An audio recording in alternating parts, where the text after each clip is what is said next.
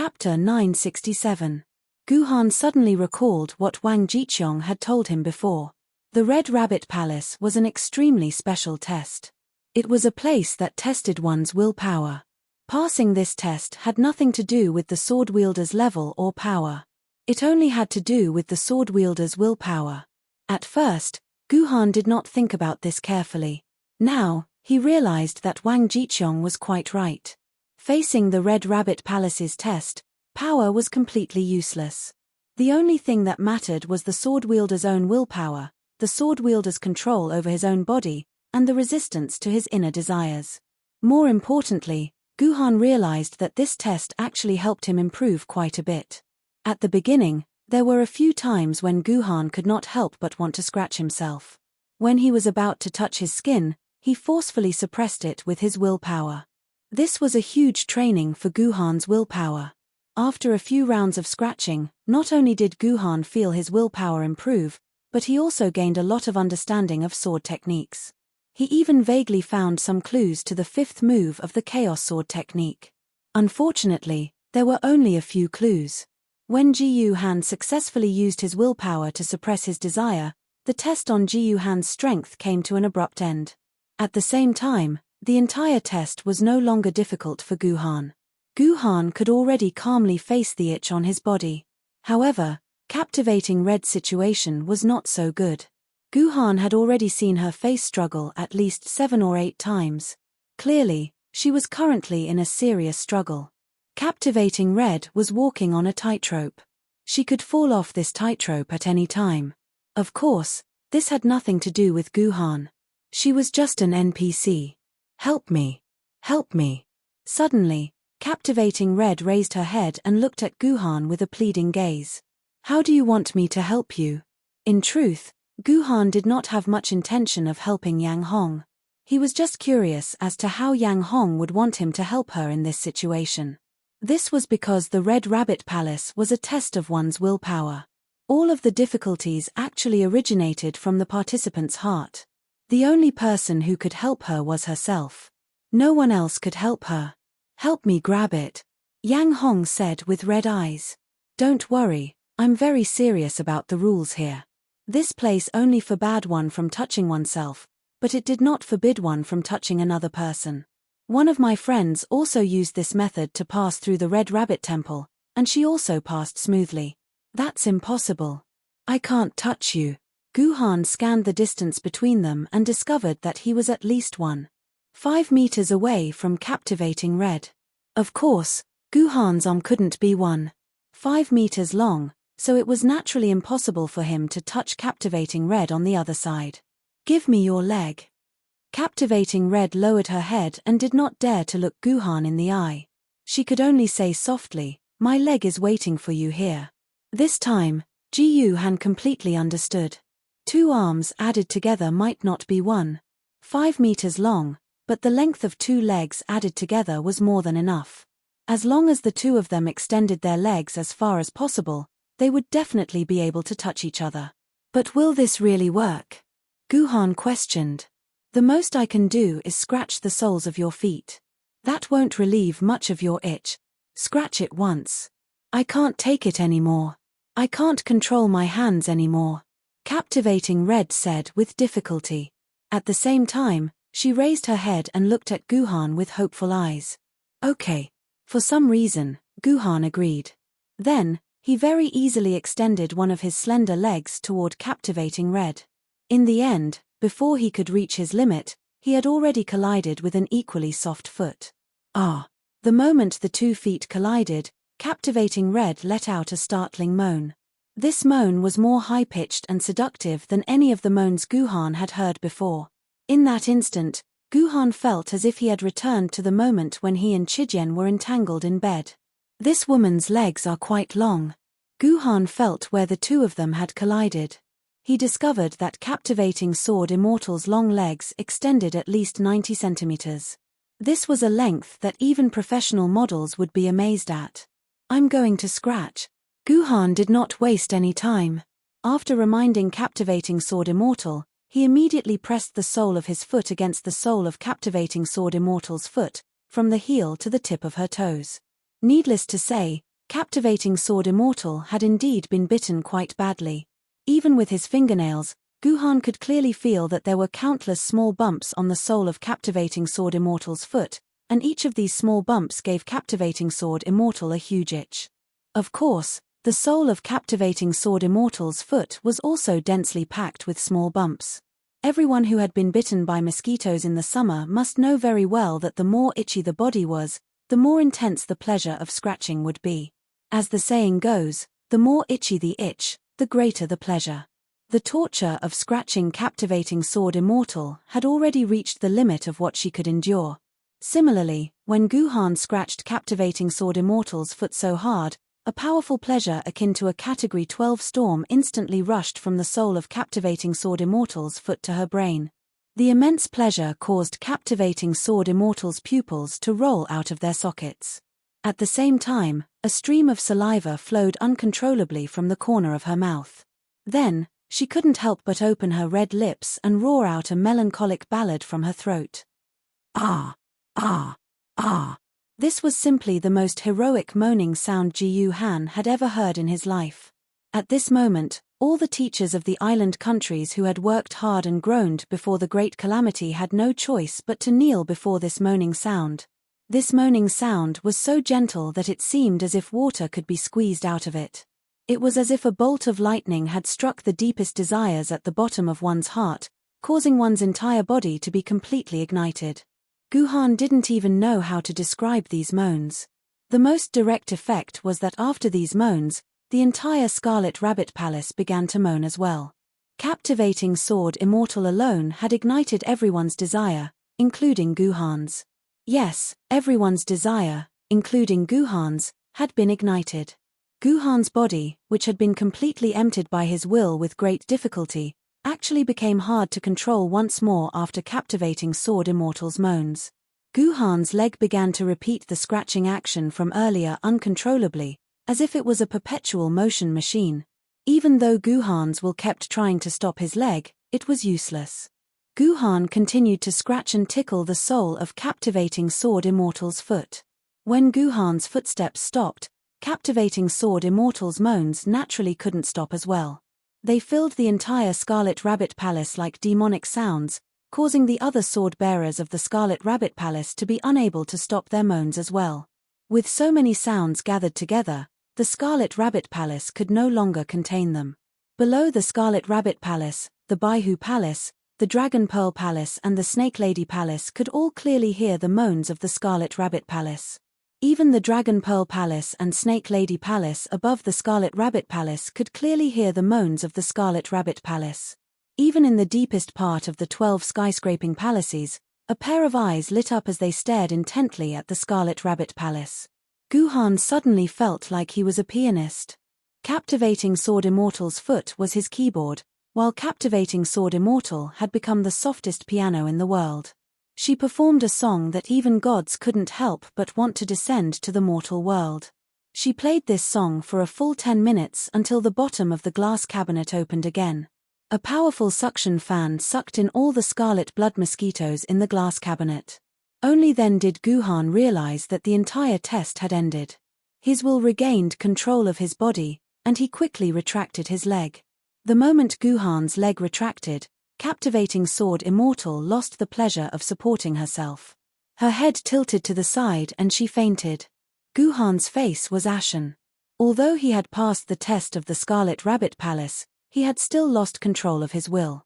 He had actually lost control of his body because of Captivating Sword Immortal's moans. If Yuan Ku had launched a sudden attack on Guhan at that time, Guhan would definitely have died a horrible death. But this is good too. I finally know how to improve myself. However, this was not a completely bad thing for Guhan. This made Guhan realize that his willpower was still extremely insufficient.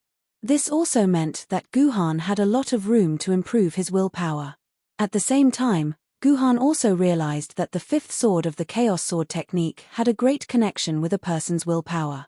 If Guhan could find a way to continue improving his willpower, he might be able to create the sixth sword of the Chaos Sword technique.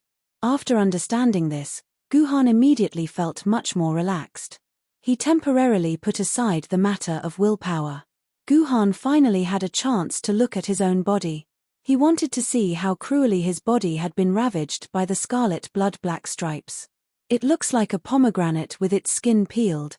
Looking at his own body, Guhan could not help but snicker.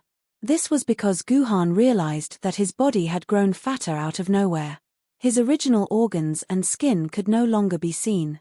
Instead, there were small bumps that looked like pomegranate seeds. They densely covered Guhan's entire body. Guhan had completely become a human pomegranate. He then glanced at captivating Sword Immortal's body. Her situation was similar to Guhan's. Or rather, her situation was even worse than Guhan's. Aside from her head, it was difficult for captivating Sword Immortal to look like a human. She could barely tell where her hands were and where her feet were, and based on the black grass, she could determine where her body and feet connected. Speaking of which, are you going to let me leave the Red Rabbit Palace just like this? Guhan looked at his pomegranate-like body again.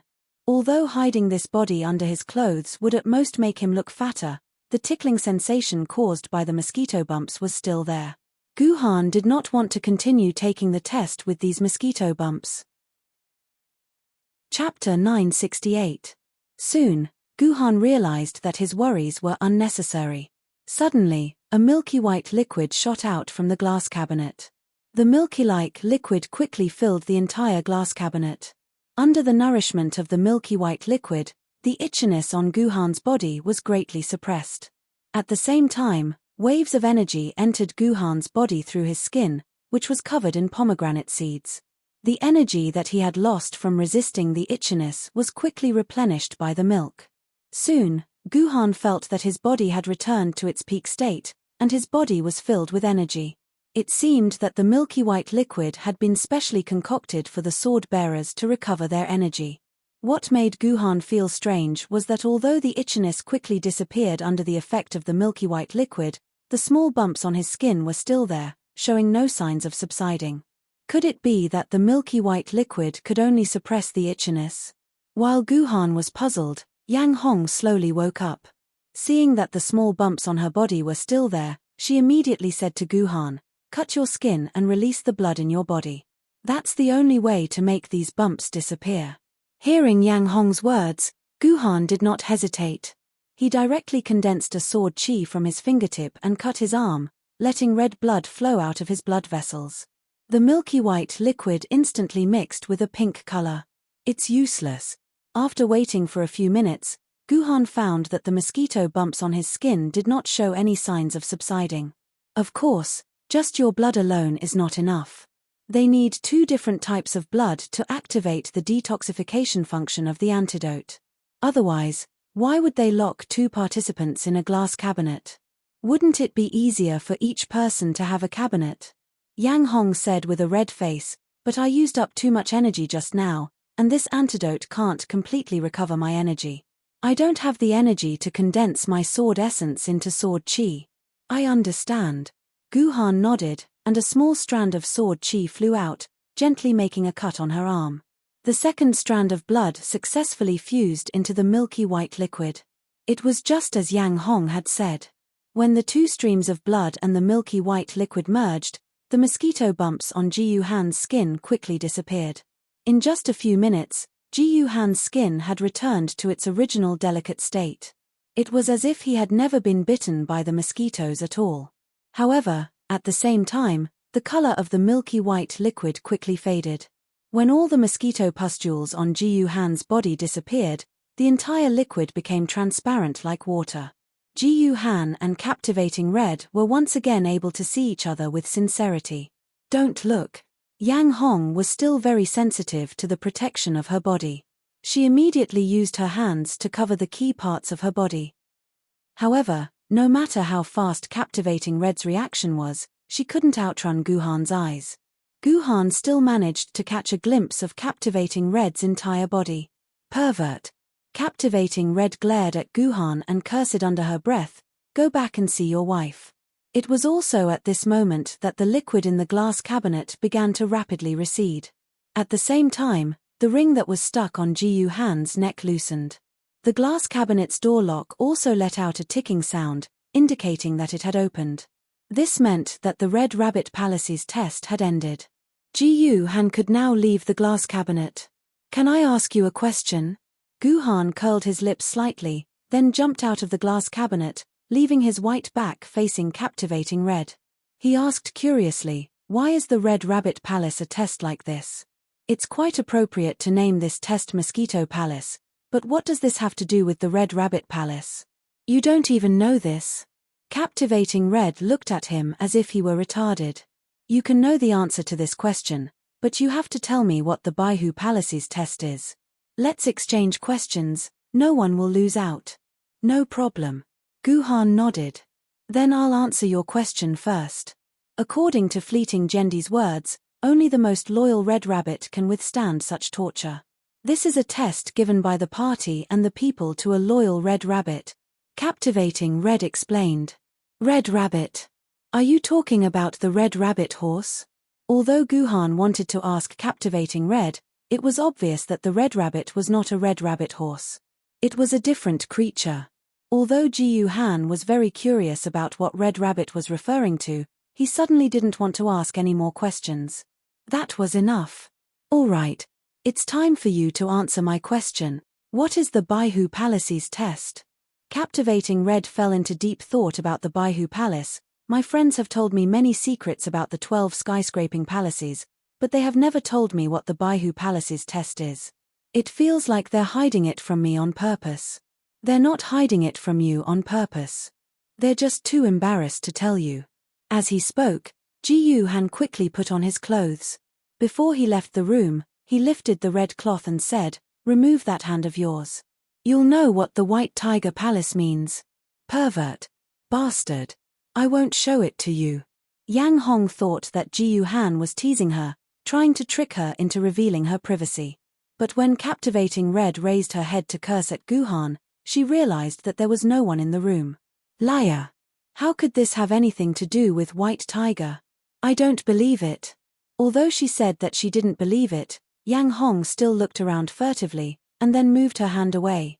A bare, jade-like hill of steamed buns appeared in front of her. Where's my black grass? Yang Hong was taken aback.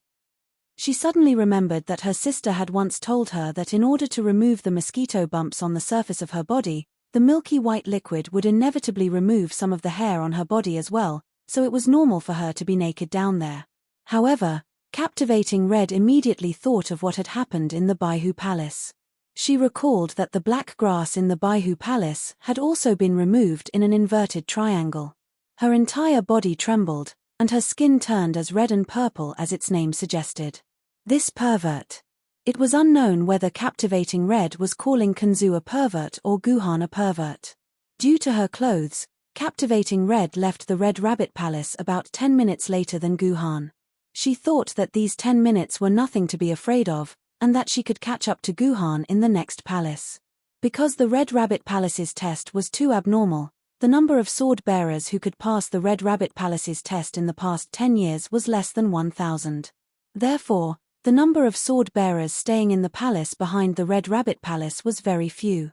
When Yanhong entered the Dragon Pearl Palace, she saw that there were only a few figures in the Dragon Pearl Palace, and among these figures, there was no existence of Ji Han. However, these figures were gathered together and whispering to each other. Their expressions looked a little exaggerated, as if they had just experienced something very shocking. Captivating Red moved closer to listen for a while and discovered that these sword bearers were talking about a sword bearer who had successfully cleared the palace. The reason why this sword bearer surprised these people was that it took the sword bearer less than 10 seconds to complete the Dragon Ball Palace's test, setting an unprecedented record in the entire Dragon Ball Palace. This caused an uproar. Is the sword bearer they are talking about that pervert? Captivating Red instinctively thought of Guhan, but she immediately shook her head and said to herself, impossible, how could that pervert have this kind of ability? Even the Cardinal Sword Spirit can't catch the 7 Dragon Balls in 10 seconds. Yes, catching the 7 Dragon Balls was the Dragon Ball Palace's test. The Dragon Ball Palace was the same as the Red Rabbit Palace, and its test venue was also a transparent glass cabinet. But unlike the Red Rabbit Palace, the glass cabinet of the Red Rabbit Palace was a small glass cabinet that could only accommodate 2 people. However, The glass cabinet of the Dragon Ball Palace was a huge round glass ball with a diameter of 1 kilometer. This glass ball occupied 90% of the Dragon Ball Palace's area, and the remaining 10% was the stands around the glass ball. The Dragon Ball Palace's test was also very simple. In this glass ball with a radius of 1 kilometer, there were 7 Dragon Balls moving irregularly in the glass ball at a speed of 1,000 kilometers per hour. The sword bearer who participated in the test needed to hit a button on the Dragon Ball that was only the size of a bottle cap with the sword in his hand. As long as this button was hit, the Dragon Ball would automatically stop flying and fall to the ground. As long as the sword bearer was able to shoot down all 7 Dragon Balls within 15 minutes, the test would be declared a success. It was clear from the Dragon Ball Palace's test that the 12 skyscraping palaces each had their own emphasis and different test objectives. The Mouse Palace tested the sword bearer's movement technique, the Bullfighting Palace tested the sword bearer's strength, the Baihu Palace tested the sword bearer's use of strength, the Red Rabbit Palace tested the sword bearer's willpower, then, the Dragon Ball Palace naturally tested the sword bearer's eyesight. Only with strong eyesight could one clearly see the Dragon Balls flying at a speed of 1,000 kilometers per hour, as well as the button on the Dragon Ball that was only the size of a bottle cap. If it was said that ordinary people in the Red Rabbit Palace could still rely on their strong willpower to survive, then the Dragon Ball Palace was no longer a problem that could be solved by willpower. What was needed was an absolutely clear pair of eyes, as well as hands that could keep up with one's own eyes. Before this, the record of the Dragon Ball Palace was set by the Cardinal Sword Spirit. He also spent a full 3.5 minutes to shoot down all 7 Dragon Balls. But now, someone only used 10 seconds to complete this feat. Perhaps no one would be able to break this record until the 12 skyscraping palaces disappeared. Chapter 969. I've finally caught up to you. Ji Yuhan turned around and saw Captivating Red running up to him, panting. You can actually come here? Seeing Yan Hong appear, Guhan was very surprised. He thought that Yan Hong would not be able to pass the Dragon Ball Palace's test, but after 10 minutes or so, Yan Hong had already arrived behind him. What? Do you think that I will definitely lose in the Dragon Ball Palace? Seeing Guhan's somewhat surprised expression, Yan Hong's heart felt as if it had eaten honey. She could finally see this guy, who always had a calm face, reveal a surprised expression. Yes. I don't think you have the ability to pass the Dragon Ball Palace. Guhan nodded and said very sincerely. But it was this sincere attitude that made Yan Hong couldn't help but roll her eyes. Does this person have any basic politeness? How can he say this kind of truth directly? Well, people are like this, they always want others to tell the truth. But when others really tell the truth, the first one to be unhappy is him. Humph. For the sake of the Dragon Ball Palace, I specially went through special training.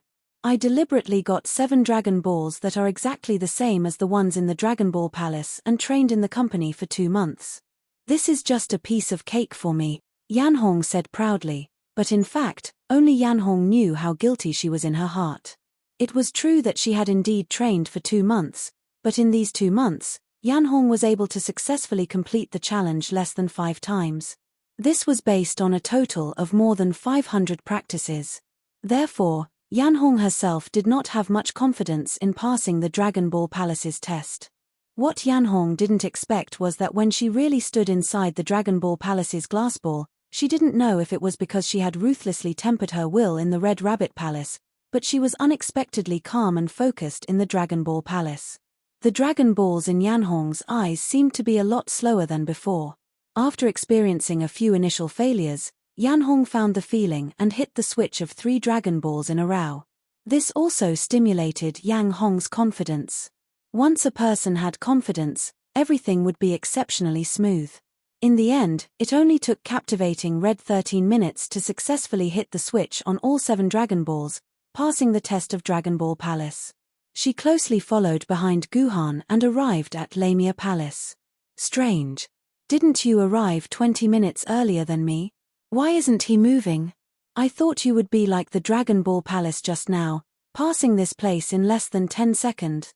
Captivating Red mocked with a smirk on her face. I don't know what to do with this palace. Just like how he spoke sincerely to Yan Hong just now, Ji Yuhan also very sincerely expressed to Yan Hong that he was at a complete loss in front of the Lamia Palace's test. This was a very rare thing. All along, no matter what Guhan faced, no matter how difficult the matter was, it would never force Guhan to the point of being unable to think of a way. But now that he was facing the Lamia Palace's test, Guhan suddenly found that he was somewhat exhausted. He really couldn't think of a way to deal with the Lamia Palace's test. In fact, it wasn't just Guhan. Most of the geniuses who relied on their own strength and will to forcibly reach the Lamia Palace would sigh like Guhan when they saw the test in front of them. They also didn't know how to deal with this test.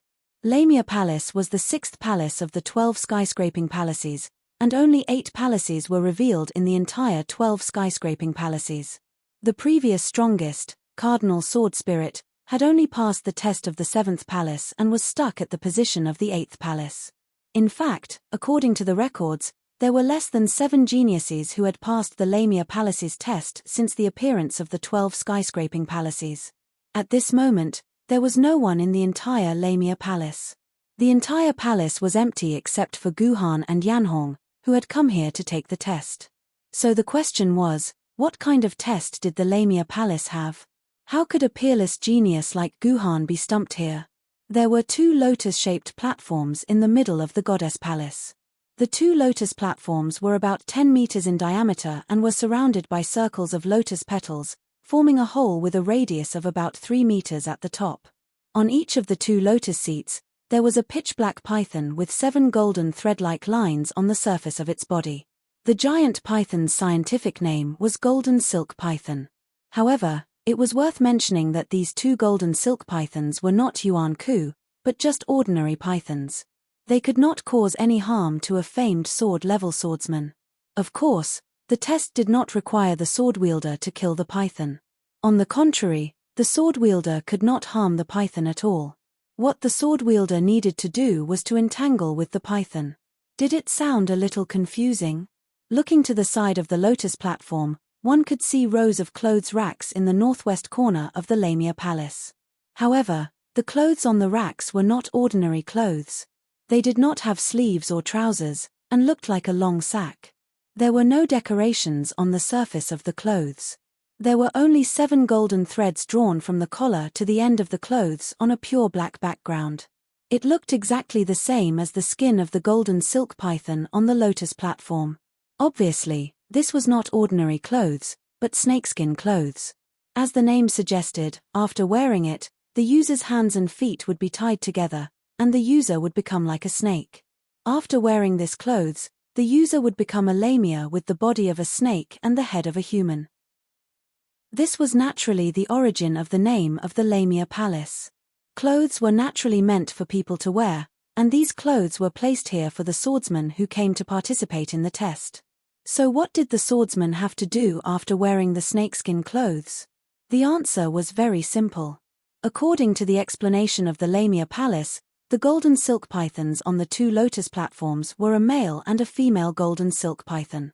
After wearing the snakeskin clothes, the swordsman had to climb up the lotus platform with the male golden silk python. Then, under the condition that the swordsman was not allowed to hurt the golden silk python, the swordsman had to entangle the male golden silk python with the swordsman and conduct a simulated mating. Yes, you're right. A simulated mating was required.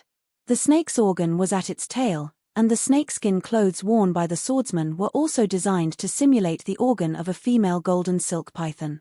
As long as the male golden silk python successfully inserted its organ into the fake organ on the snakeskin clothes, the swordsman would be considered to have completed the test of the Lamia Palace. According to the explanation attached to the entrance of the Lamia Palace, the 2 golden silk pythons, male and female, were in estrus.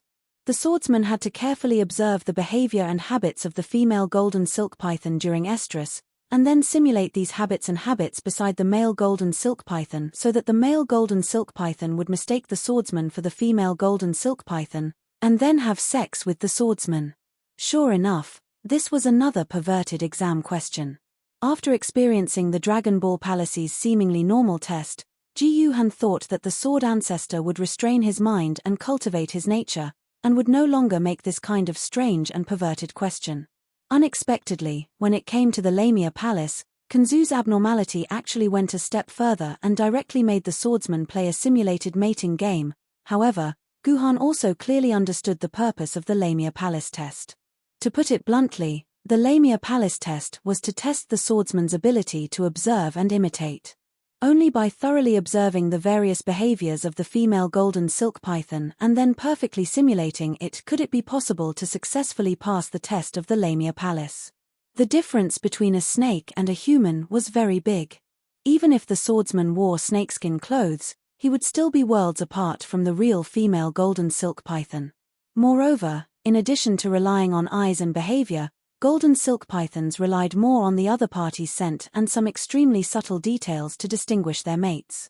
Simply by imitating the movements of the female golden silk python to make a male golden silk python fall into estrus, this task was even more difficult than ascending to heaven. It was like asking you to have sex with an animal that was dressed like a human, but was actually a gorilla. Even if the gorilla imitated a beautiful woman, it would not be able to move your heart, right?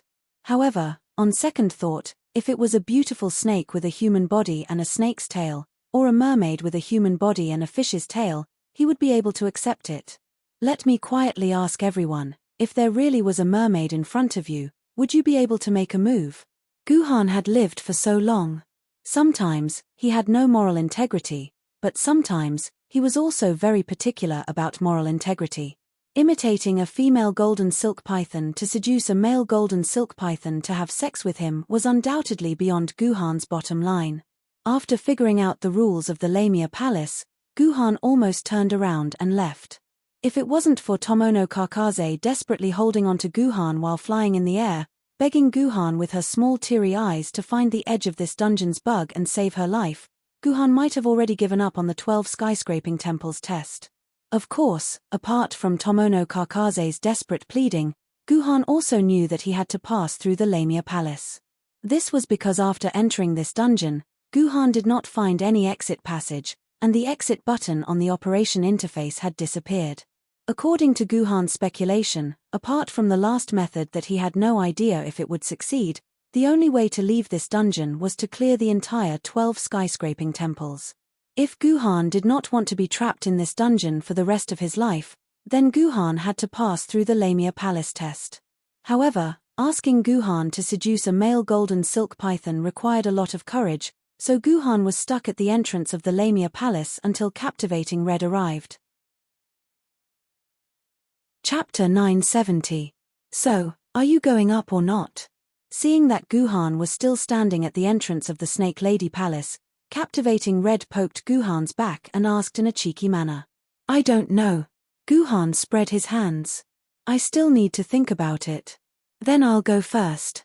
Don't blame me for cutting the queue, Captivating Red said impatiently. She was very unhappy that Guhan had left her in the Dragon Ball Palace. Therefore, when she arrived at the Snake Lady Palace and had the opportunity to surpass Guhan, she was very excited. Unknowingly, the relationship between the two of them had already reached this stage. Captivating Red quickly walked past Guhan and rushed to the clothes rack. She carefully picked out a snakeskin coat and disappeared into the changing room. 10 minutes later, a beautiful snake woman with a human head and a snake body swam out of the changing room. After wearing the snakeskin coat, Captivating Red could actually move forward by relying on the movement of her body like a snake. Judging from Captivating Red's proficiency in swimming, it was obvious that she had mastered this skill after a long period of training. This sword immortal Captivating Red has trained for at least 5 years for the 12 skyscraping palaces. It seems that she is determined to get the 12 skyscraping palaces. Guhan touched his nose and pondered. At the same time, a trace of curiosity appeared in his heart. Why did this sword immortal Captivating Red study so hard in order to pass the 12 skyscraping palaces? Even if she had studied all the tests of the 7 palaces that had appeared, there were still 5 palaces that had never appeared before the swordbearers. Captivating Red had no information about them at all, so it was impossible for her to carry out targeted training like this. In other words, Captivating Red had spent at least 5 years on the 12 skyscraping palaces. In the end, there was a 99% chance that she would return empty-handed. It was impossible for her to be accepted as a disciple by Kunzu. This was a choice that normal people would not make. Most people generally regarded the 12 skyscraping palaces as a way to hone themselves. They would occasionally come to the 12 skyscraping palaces to explore like watching a movie. Very few people would regard passing the 12 skyscraping palaces as their life pursuit and spend more than 5 years on it. This kind of person was either a fool, or a lunatic. She clearly wasn't a fool, nor was she a fool. She didn't look like a lunatic either. Why was she so desperate to pass the 12 heavenly palaces? Guhan was really curious about this. At the last moment before she climbed up the lotus platform, Yang Hong stopped and carefully observed the movements of the real female gold silk python on the other lotus platform from a few meters away. She observed for a full 10 minutes until she was sure that she had completely memorized everything about the female gold silk python. She then swam up the lotus platform with the male gold silk python on her own. What happened next shocked Guhan. The moment she stepped onto the lotus platform, the captivating red that had been hanging out with Guhan previously had disappeared and was replaced by a real golden silk python. Although she still had the head of a human, be it her movements, demeanor, details, or even the slight sizzling sound, she was a golden silk python through and through. What a golden silk python! Guhan couldn't help but exclaim in admiration. However, the captivating red in his eyes was no longer there, only a gentle female golden silk python. This female golden silk python was so flirtatious that she didn't wait for the male golden silk python to entangle her. The color of her body became even redder, constantly emitting rhythmic sizzling sounds. A black chrysanthemum blossomed on the female golden silk python's tail, as if it was constantly releasing a seductive signal. The male golden silk python was immersed in the captivating red's tenderness at an unimaginable speed. Its body also wriggled and entangled with the female golden silk python's body, looking like a big fried dough twist. The male golden silk python kept flicking its tongue in and out of the female golden silk python's tail. Then, under Guhan's naked eyes, their bodies quickly connected. After more than 10 seconds, the male golden silk python's body trembled slightly, then softened from the female golden silk python's body as if its bones had been pulled out, collapsing under the lotus platform like a ball of hemp rope. The female golden silk python, who had gotten what she wanted, stuck out her tongue at Guhan provocatively, then walked down from the lotus platform. In the end, she transformed back into her captivating red form and returned to Guhan's side. How was it? Captivating Hong's tone was a little coquettish. Very good. I'm ashamed of my inferiority. These were Guhan's heartfelt words. From the moment he stepped onto the platform to the moment he tempted the male golden silk python to surrender, the whole process took less than a minute. Guhan knew that even if he killed himself, he wouldn't be able to do it. Although it wasn't technically difficult, Guhan's psychological barrier was too big. To be honest, after seeing captivating Hong's spectacular performance, Guhan didn't want to play the role of a female golden silk python even more. Captivating Hong's extremely seductive actions were something that Guhan wouldn't be able to do even if he killed Guhan. After all, captivating Hong was a woman, so she didn't have any psychological barrier when she did some gentle and seductive actions. However, Guhan was a pure and honest man. When he first became Jiyu Shenyuan, Guhan didn't even want to leave Lu Shihua's house. He would rather his family, friends, and sword lady think that he was dead than appear in front of them until Jiyu Shenyuan turned back into Guhan. However, not only did he have to turn Guhan into a female, he also had to turn Guhan into a female golden silk python. The psychological difficulty he had to overcome was more than 10 times more painful than the psychological difficulty he had to overcome in the Red Rabbit Temple. What made Guhan's head hurt even more was that he wasn't the only one in the Lamia Palace. Although captivating Hong was just an NPC, Guhan couldn't accept it even if an NPC saw him in such a shameful state. Alright, it's your turn. Captivating Hong didn't care about this. She pulled on Guhan's sleeve and tried to pull him toward the clothes rack. However, captivating Hong soon realized that no matter how hard she tried, Guhan stood still like a tree. Even if she used all her strength, she couldn't move him at all. TSK. What a gutless man. Captivating Hong could roughly guess why Guhan didn't want to move. She could only stomp her feet angrily and curse at Guhan. Finally, she walked toward the exit of the Lamia Palace and said, "I'll wait for you at the exit for 30 minutes. If we can't even overcome this psychological barrier, how are we going to realize our dream of taking the world back from Yuan Ku? F***CK. Why are you saying such righteous things at a time like this?" Guhan smiled bitterly, then raised his head and said to Tomono Kakaze beside him, "You and her, leave Lamia Palace." "No. I'm with you, I want to be with you forever." Tomono Kakaze was not willing to let go of such a wonderful show. She sat on Guhan's neck and began to act like a spoiled child, trying to stay by Guhan's side and enjoy the show that she might never see again. "If you don't leave, I'll kill myself right now. Then I'll never enter this dungeon again in this life," Guhan threatened without hesitation. Of course, the suicide that Guhan mentioned was not a real suicide, but a suicide in a dungeon. If there was no special dungeon setting, as long as a player died in a dungeon, then according to the game rules, they would be forced to leave the dungeon. This was Guhan's last resort to leave the dungeon. If Gu Han really exited the instance dungeon and never entered it again, then Tomono Kakaze would no longer be able to find the source of this dungeon bug, and she could only reformat the dungeon. So, Guhan's threat was stuck on Tomono Kakaze's Achilles heel.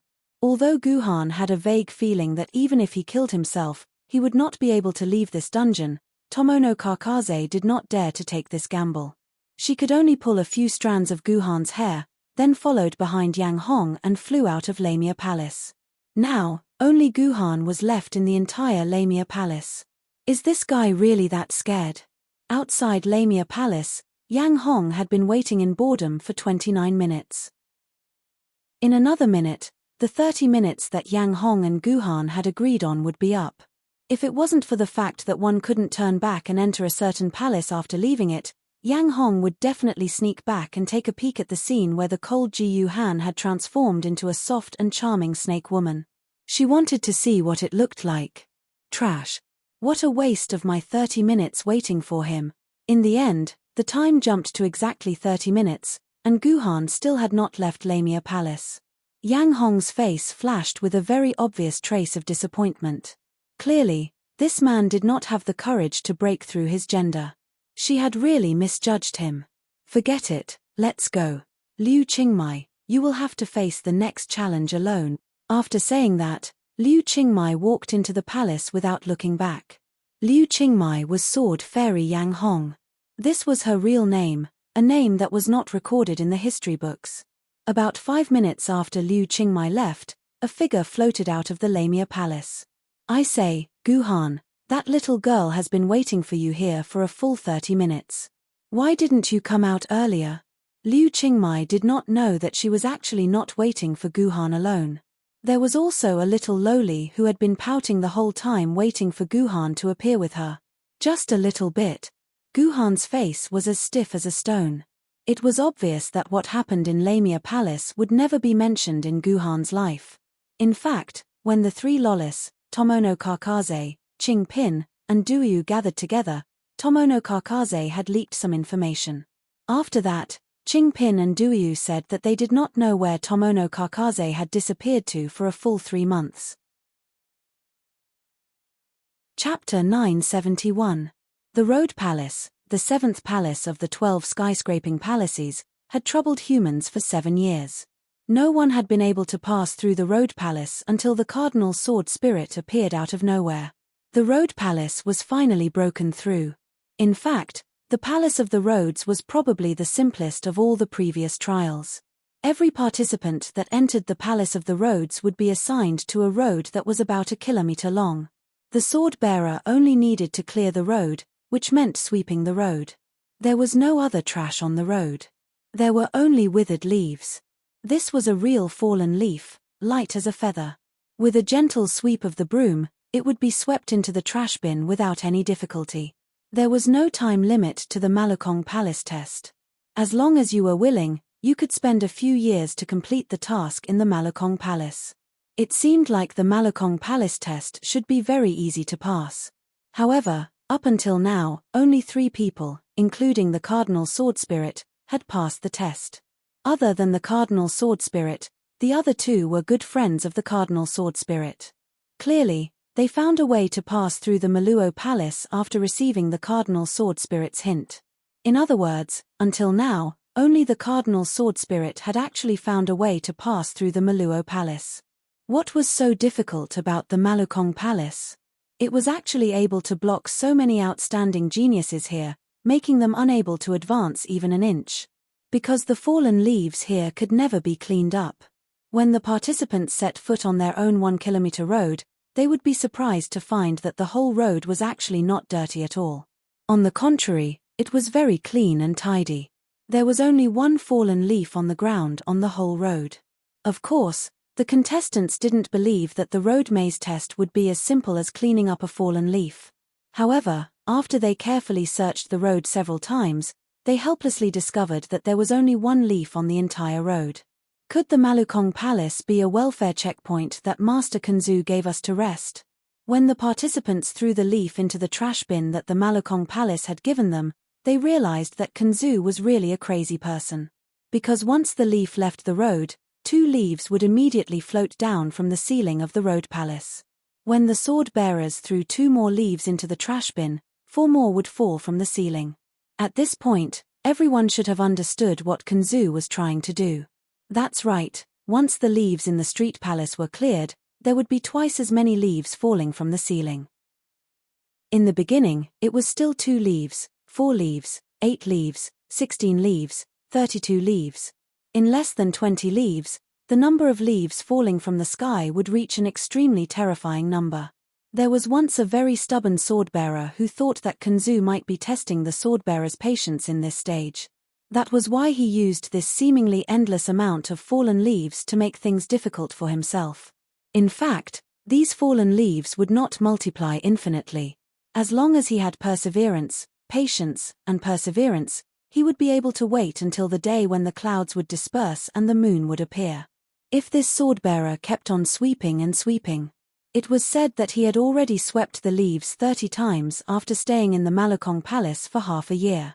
The swordbearer spent 3 months clearing 1,073,741,824 leaves, when the ceiling collapsed and 2,147,483,648 leaves fell, when the swordbearer was buried by the leaves and spent a whole day struggling to climb out of the grave made of leaves, when the swordbearer was completely buried by the leaves, when the swordbearer was completely buried by the leaves, when the swordbearer spent a whole day struggling to climb out of the grave made of leaves, when the swordbearer was completely buried by the leaves, when the swordbearer spent a whole day struggling to climb out of the grave made of leaves, the most patient swordbearer in the world finally fell into a state of madness. After wailing at his own road for a whole day, he staggered out of the Malukong Palace. From then on, the swordbearer never got within 10 kilometers of skyscraping mountain. However, it was later said that the swordbearer became abnormally brave and fearless. No matter what the battle was, he would charge into the front lines and make great contributions to humanity. He became one of the heroes that would go down in history. This was something worth celebrating. Later, the other swordbearers tried many methods, but they could not solve the riddle of the Malukong Palace. It was not until the Cardinal Sword Spirit appeared that they found a way to pass the Malukong Palace. However, the Cardinal Sword Spirit did not announce his method. Instead, he hid the answer. He only told the 2 swordbearers who were close to him. Therefore, how the Cardinal Sword Spirit managed to pass through the Meluo Palace was still an unsolved mystery. Of course, Guhan did not know about this. Guhan did not know anything about the internal tests of the skyscraping 12 palaces. Guhan had to close his eyes to pass the previous tests. When he was at the Red Rabbit Palace and the Snake Lady Palace, he had to rely on Yang Hong's explanation to understand some of the details of the tests. Now that Yang Hong was not with Guhan, Guhan became a newbie again. He could only rely on the simple instructions at the entrance of the Malukong Palace to complete the tests. Only 1 leaf. Guhan quickly realized that there was only 1 leaf in the middle of the 1-kilometer-long road. When the previous contestants saw this fallen leaf, they couldn't help but pick it up and put it in the garbage bin, thinking that protecting the environment and caring for hygiene was never wrong. However, when Guhan saw this leaf, he keenly realized that something was wrong. As the seventh palace of the skyscraping 12 palaces, the test of the Malakong Palace would not be as simple as just one leaf. There must be some kind of trap hidden in this leaf. Perhaps when he picked it up, 2 leaves would fall from the sky, Guhan thought to himself. He did not know that he had already guessed the trick of the Malakong Palace. Yes. What is the secret behind this? Guhan decided to put the leaf aside for now. He walked around the road a few times and found that there were no other dirty things on the road. Guhan did not even see a speck of dust on the ground. The road was so clean that the only dirty thing on the road was the leaf. Could it be that this test really requires me to clean this leaf? Ji-Han returned to the side of the leaf and squatted down to carefully observe it. In the end, he found that the leaf was only slightly larger than a lotus leaf. There was nothing special about it. It seemed like the Malakong Palace only needed Guhan to clean it. No. It's not that simple. I must have missed something. I wonder if he came out of the Lamia Palace. Did he successfully pass the Lamia Palace? On the other side, Yang Hong was already standing at the exit of the Malakong Palace. She silently looked at the wall beside her and pondered. There were a total of 5 roads in the Malakong Palace, and each road was separated by a wall. So even though Guhan was on the road beside Yang Hong did not know that Guhan had entered the Malakong Palace. Fine. I've finally reached the 8th palace. Liu Qingmai, listen carefully. This is your real difficulty. As long as you pass the 8th palace, you can fly as high as you want. You won't be bound by that damned thing anymore. Yang Hong looked at the faintly visible hidden Ram Palace at the exit of the Malakong Palace. She took a firm step forward and strode out of the Malakong Palace. Yang Hong had actually passed the test of the Malakong Palace. What's the problem? Guhan squatted on the ground and observed the leaf for a full 10 minutes, but he still could not figure it out. At this time, Guhan's rationality told Guhan that since there were no other abnormalities in the Malakong Palace, he might as well pick up the leaf and see what would happen. In that case, he might as well pick up the leaf and see what kind of changes there would be. Maybe he could find a clue to pass through the road maze. This was much better than squatting here and wasting time. This was indeed not a solution. This was the so-called throwing a brick to attract jade. But the problem was that Guhan's subconscious was telling Guhan that this leaf must not be touched. Once he picked it up, everything would be over. These 2 thoughts were fighting in Guhan's mind. Guhan could not make up his mind. Instead, his legs were a little numb from squatting for a long time. Guhan stood up and prepared to move his legs. The moment Guhan stood up, a strong gust of wind was brought up by Guhan. The surrounding air was illuminated by the sunlight, like the morning stars. Of course, Guhan knew that these specks of light were not stars, but a reflection of the sunlight caused by the dust on his body. Wait, this dust? Guhan felt like a tendon in his brain had been cut by a pair of scissors. Thinking about everything he had observed before, Guhan's mind suddenly became clear. He finally understood what the mystery of the Malakong Palace was. Kunzu, you really are scheming. I'm afraid you set up this test not to accept a disciple, but to refuse everyone in the world to be your disciple. Ji-Han, who had figured everything out, could not help but say to himself with a wry smile, it seems that in the Sword Master's heart, the dirty thing is not this road, but us. Chapter 972. Yes, in Kunzu's eyes, the dirtiest thing wasn't the leaves in the middle of the road, but the people walking on the road. From a practical point of view, when people walked on the road, it was the melons, fruit shells, plastic wrappers, chewing gum, and other garbage in their hands that made the road extremely dirty. Even if the quality of people had been raised to an extremely high level, they wouldn't leave any garbage on the road. However, this couldn't prevent people from leaving their own dust, footprints, and even dandruff on the road. Although these things were small, they were indeed garbage. The entire Malu Palace was equipped with good dust removal equipment. Before the participants entered the road was extremely clean. Therefore, other than a leaf, Guhan couldn't find even a speck of dust on the road. On the contrary, after Guhan walked on the road, he left behind tens of millions of tiny garbage along with his footprints. From a philosophical point of view, all the garbage in the world was actually born because of humans. Even if the garbage itself wasn't produced by humans, it was more or less directly or indirectly related to humans. Taking a step back and looking at it from an idealistic perspective, the garbage itself existed because of the existence of humans. If humans didn't exist in this world, then naturally, garbage wouldn't exist either. Think about it, if humans didn't exist in this world, then why would humans care about garbage? Not only did it apply to garbage, but it also applied to everything in the world. Whether it was garbage, objects, or worries, all things and emotions were because of the existence of humans. Without humans, these things would have no meaning to humans. Therefore, everything good and bad, painful and happy, existing and non-existing, real and fictional, two-dimensional and three-dimensional, reality and memory, all had meaning because of humans. It was the emergence of humans that caused these things to appear. Perhaps one day when humans perished, Yuan Ku would also disappear with them. Of course, the above arguments were too idealistic. Even philosophers would have a headache thinking about it. Even the ancestors of religions like Sakyamuni, Jesus Christ, and Laozi couldn't find the answer to this question, let alone a guy like Guhan who wasn't very smart. But going back to the Malu Palace itself, Guhan could say with certainty that the leaves in the middle of the road weren't garbage. The real garbage was the dust that fell from Guhan's body. Before Guhan stepped on the road was actually absolutely clean, but once Guhan stepped on the road became dirty. Therefore, what Guhan needed to clean up wasn't the leaves in the middle of the road, but the dandruff that he left on the road.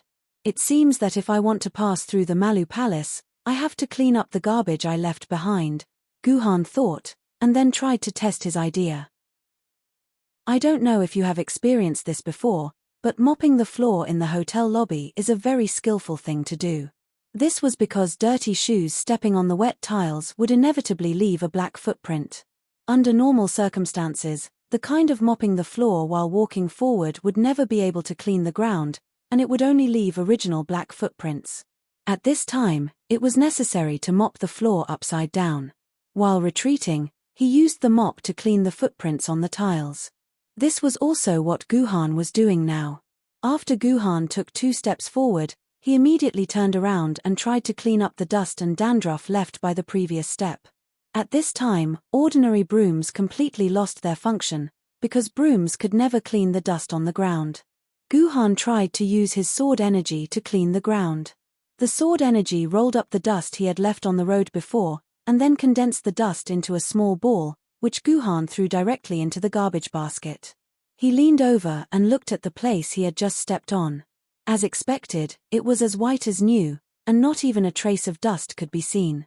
Guhan's toes touched the ground, and his whole body flew into the air, and then appeared at the other end of the road at a lightning speed. At the same time that Guhan successfully flew up, hundreds of sword energies shot out of Guhan's body and gathered into the shape of a chrysanthemum in the air. Sword Lin Yuan times Lin Yuan Cyclone. Lin Yuan Cyclone was not a new skill developed by Ji Yu Han, but a variant of Lin Yuan Golden Chrysanthemum. In essence, it was a variant of Sword in the Abyss, which was a flexible use of sword energy. The super-large cyclone formed by Lin Yuan Cyclone covered the entire road. The dust and all kinds of stolen goods left behind by Guhan's flight did not fall to the ground, and were rolled up by Lin Yuan Cyclone. Finally, the Lin Yuan Cyclone swept across the ground like a sieve, rolling up all the dust left on the ground. Just like before, the dust was condensed into a small ball and thrown into the garbage basket. It was worth mentioning that throughout the process, Lin Yuan Cyclone did not touch the leaf at all. Obviously, Guhan's control of sword energy had reached a superb level. This was something that Guhan could not do before the special training. This meant that the creation of the Chaos Sword technique not only improved the Chaos Sword technique, but it also improved the 9 Swords of Mysterious Heaven, a sword technique that was trained to the extreme. The truth was just as Guhan had guessed. When Guhan finished all this, the exit door of the Road Palace, which was originally closed, suddenly opened. The road to the 8th palace, Yangguang Palace, was finally open, and Guhan became the 5th swordbearer to pass through Yangguang Palace.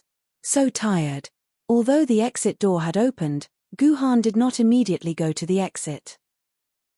Instead, he stood in place and did not move. Suddenly, Guhan's body trembled violently as if he had been electrocuted, and his whole body collapsed to the ground. So tired. This was the second time Guhan had said the word tired. Guhan was a person who rarely said that he was tired, but when he repeated the word twice, it meant that Guhan was really very tired. The reason why Guhan was tired was very simple. He had used up at least 90% of his strength. Although Guhan's movements were smooth and extraordinary, it looked as if he was eating or drinking. But in reality, apart from using the green lotus white root body, Guhan had used all his strength and skills in it. At the same time, he maintained a state of high concentration and exhaustion. Guhan controlled over 100 strands of sword chi at the same time, and each strand of sword chi had over 100 different variations. Between the two, there were over 10,000 details that Guhan had to control. Only in this way could the cyclone formed by the sword chi sweep up every single speck of dust on the ground and fuse it into a small dust ball. The difficulty of this could be imagined, and the amount of stamina, spirit, swordsmanship, techniques, and so on could be imagined. It could be said that right now, Guhan's body had been emptied. Even if he drank thousands of bottles of Huiren kidney treasure, it would not be able to make up for what Guhan had used. All in all, the Sword of the Abyss Cyclone had used more than 90% of Guhan's strength, but at the same time, it had used up more than 90% of Guhan's strength. Now, if he wanted to make Guhan attack again, it would be impossible without resting for 10 to 20 minutes. Before, I thought that the sword-bearers of this era were nothing great. The Cardinal Sword Spirit was stuck in the 8th Palace and could not advance at all. Now it seems that I, Guhan, was very wrong.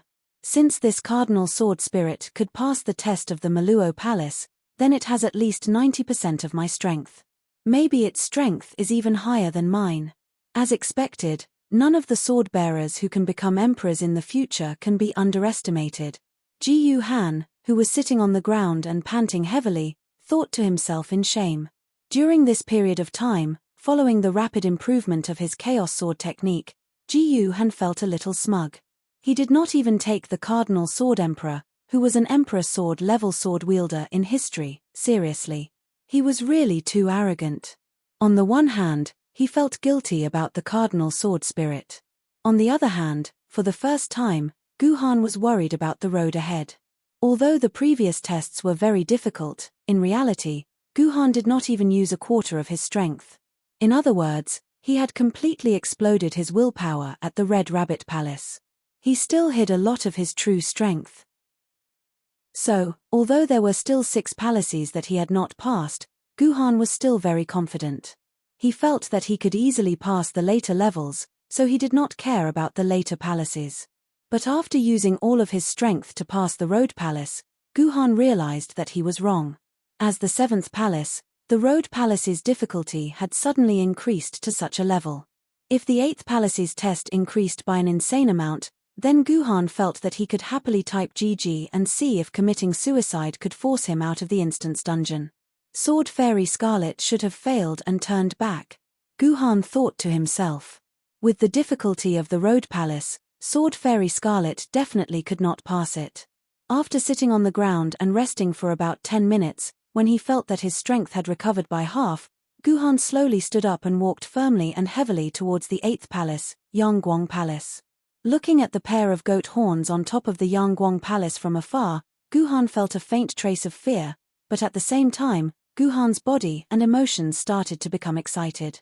This was the excitement of an unknown challenge. At the same time, it was the excitement of being afraid. Fear and difficulty not only meant failure, it also meant that Guhan could find a way to improve and train himself. Truly powerful men were like this. When faced with a challenge, they would feel afraid. When they were afraid, they would become even more excited. Chapter 973. You're here.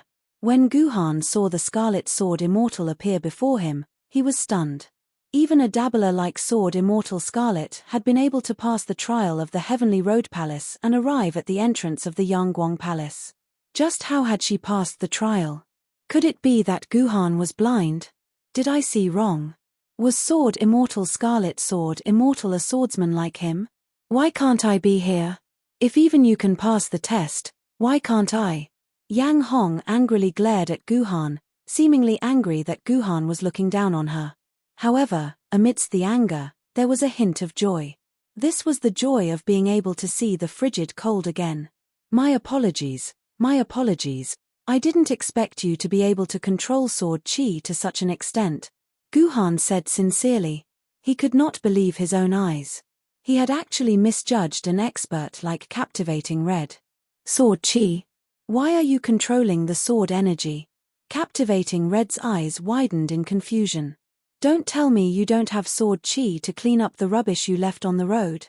Guhan could tell from Captivating Red's expression that she was not faking it.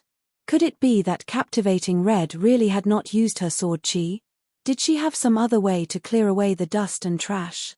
Why did you use sword chi? How could he use sword chi to clean up thousands of dust particles? That was simply impossible, alright? Not even fleeting Jendi could do that. Yang Hong waved her hand. She did not think too much about what Guhan had said. She subconsciously ruled out the possibility of using her sword chi to clean up all the dust. Because according to Captivating Red's knowledge, if one could use sword chi to clean up tens of millions of tiny specks of dust, leaving not a single speck behind, Captivating Red would rather believe that cows could fly in the sky than believe this. Oh. Guhan didn't say anything more about the sword chi. Yang Hong, who was beside him, couldn't believe that this guy had used sword chi to clear away all the dust she had left behind. Then how did you pass through the Meluo Palace? Guhan asked curiously. From Yang Hong's reaction, it was clear that she hadn't used the same method to get to Yangguang Palace. In that case, it was obvious that there was a way to pass through the road maze that he had never thought of. Of course he was carried here by my Pao Ding. Yang Hong looked at Ji Yuhan in confusion. You just have to sit in the trash can and let your sword lady carry the trash can across the road. Isn't that how you came here? Ji Yuhan asked. Yang Hong looked at Yang Hong in confusion. Fortunately, Guhan swallowed his words in time.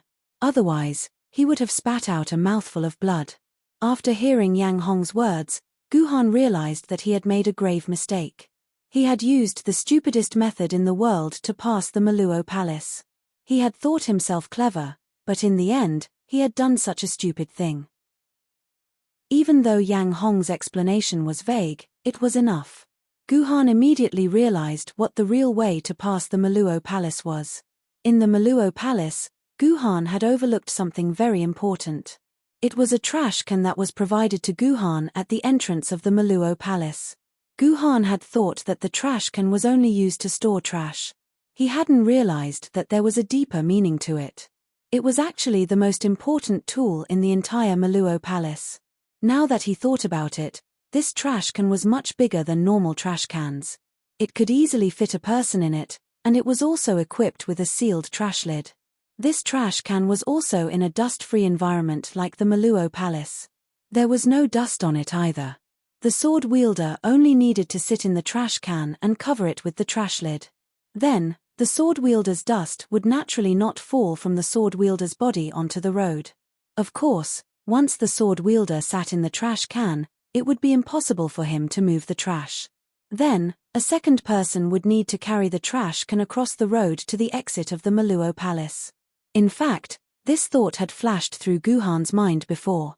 However, Guhan instinctively felt that it was a waste of time, so he didn't think too much about it.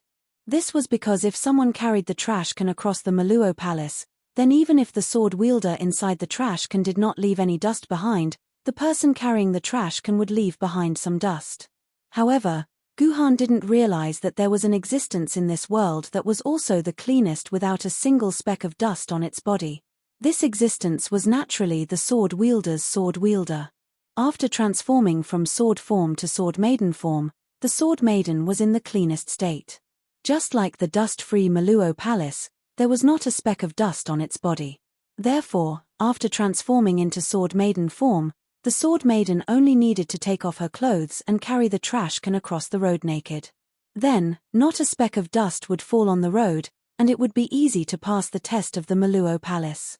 This was the real way to pass the Maluo Palace. Guhan's way of passing the test was simply crooked. For example, if you went from Shanghai to Yangjing, the fastest way was of course to take the high-speed train. If you didn't have money, you could also take a train or a car. These were all normal and correct methods, which were equivalent to the method used by the Scarlet Sword Immortal. But how did Guhan do it? He first took a ship from Shanghai to Japan, then from Japan to Australia, then from Australia to Argentina, also known as Argentina to the United States, from the United States to England, from England to Ukraine, all of Russia to the Far East, and finally from the Far East to the 3 northeastern provinces.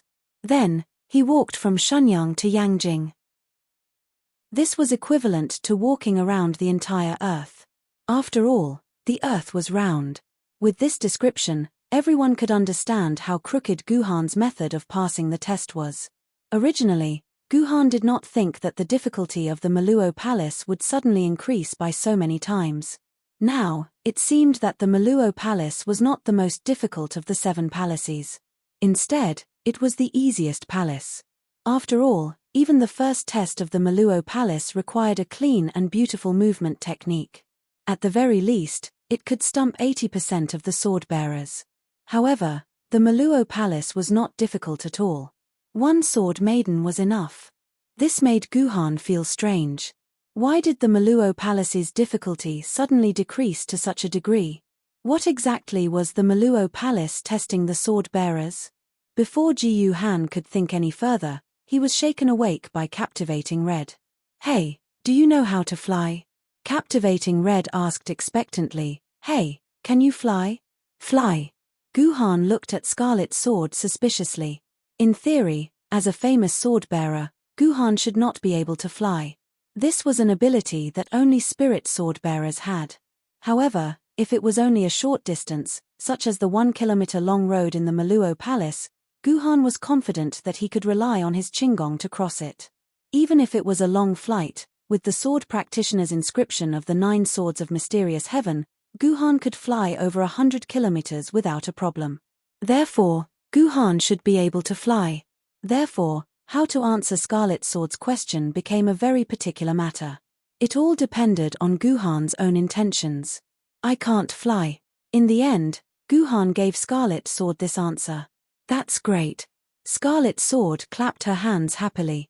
"Both of us can't fly, so we can complete the Maluo Palace test together. Hee hee.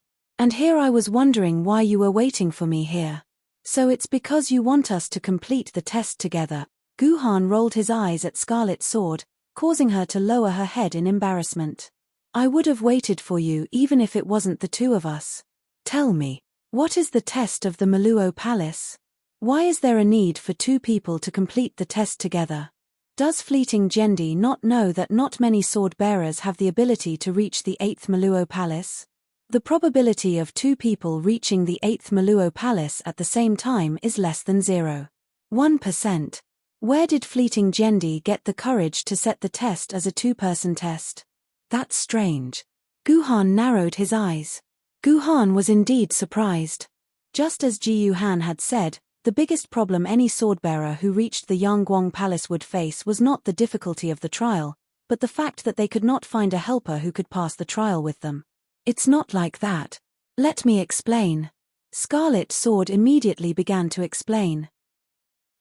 The test of the Maluo Palace did not require 2 people to complete the test at the same time. There were 2 different ways to clear the test. The sword wielder could choose 1 person to pass the test alone, or choose 2 people to pass the test together. However, the requirement for the sword bearer to pass the test alone was that the sword bearer must be able to fly and not touch the ground during the test. It was the opposite for the 2-person test. The sword bearer was not required to be able to fly. The sword bearer was not allowed to fly at all. The sword bearer had to complete the test with their feet on the ground. However, contrary to Ji Han's expectations, the Yangguang Temple's duo test was not a normal test where 2 friends would help each other and support each other to pass the test. In reality, the 2-person test of the Maluo Palace was carried out on an individual basis. Not only would the other party not be the pillar of support, but the other party would also become the burden of the other party. To put it simply, Scarlet Sword and Guhan would face the test of the Meluo Palace on two different paths. Failure on these paths would not kick the other party out of the Meluo Palace. However, every failure would increase the burden of the other party by 50 kilograms to 1,000 kilograms. In other words, it was a typical example of a lousy teammate setting up a deadly teammate. Chapter 974. I refuse. Guhan immediately said after understanding the rules of the Goat's Light Palace. What kind of joke was this? Guhan could already imagine the weight on him being dragged down by the Scarlet Sword Immortal. If that was the case, how was he supposed to play? Moreover, even if he didn't consider the problem of strength, Guhan's way of solving problems was to solve them by himself. He would never involve a second person. This wasn't because Guhan was kind-hearted and didn't want to cause trouble for others. It was because once someone else joined in, there would be a lot of variables, and things would often get out of Guhan's control. In real life, everyone must have encountered this kind of situation many times. There were some things that could have been solved by one person, but someone else just had to interfere. And the person who interfered would often make simple things complicated, and in the end, everything would be messed up. Why? Scarlet Sword was a little anxious. It's clearly easier to take the two-person route. The one-person route is more than 5 or 6 times more difficult than the two-person route. Most importantly, didn't you say you can't fly? I lied to you, I can actually fly. Guhan waved his hand, and the chi sword appeared in Guhan's hand. He then pulled Guhan into the air. Scarlet Sword's face instantly turned pale. If he insisted on taking the one-person route, then she could only stay at the entrance of the Goat's Light Palace and wait for the next sword wielder to appear. Only the heavens knew how long that would take. Perhaps she would have to wait for a month, or even wait until the 12 skyscraping palaces completely disappeared before a second sword wielder would appear. Scarlet Sword really wanted to ask Guhan to stay, but she remembered that she didn't wait for Guhan at the entrance of the Lamia Palace, and instead directly entered the Meluo Palace. More importantly, she clearly knew the correct way to clear Ma Lugong, but she did not tell Ji Yuhan about it. Now that Yang Hong was asking Ji Yuhan to stay and help her, Yang Hong felt her face burning. She was so embarrassed that her face was burning. Guhan did not care about what Captivating Red was thinking. He headed straight for the single-person passage. However, when Guhan approached the entrance, a screen suddenly appeared in front of Guhan. There was a large red cross on the screen, and below the red cross was a line of small words. A participant is currently undergoing a test in this passage. Please queue up and enter after the participant has succeeded or failed. There's actually someone ahead of us, Guhan said thoughtfully as he looked at the deep single-person tunnel. It's the Cardinal Sword Spirit. When I arrived, I saw the Cardinal Sword Spirit enter this tunnel. Captivating Red appeared behind Guhan and explained. So it's the Cardinal Sword Spirit. But only he can come here. Guhan nodded, then pointed at the single-person passage with his finger. You came here first. When the Cardinal Sword Spirit leaves the tunnel, you can go in first. I won't fight you for it. What do you mean? Are you mocking me?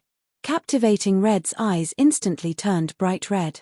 Clearly, she felt extremely humiliated. You know that I can't fly. There's no way I can enter this single-person passage. You think you're so great just because you can fly?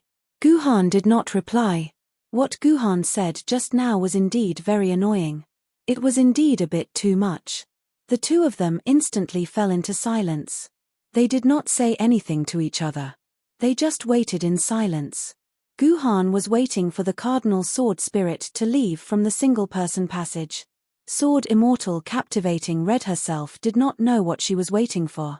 Was she waiting for the next sword wielder who was willing to enter the two-person passage with her, or was she waiting for Guhan to change his mind?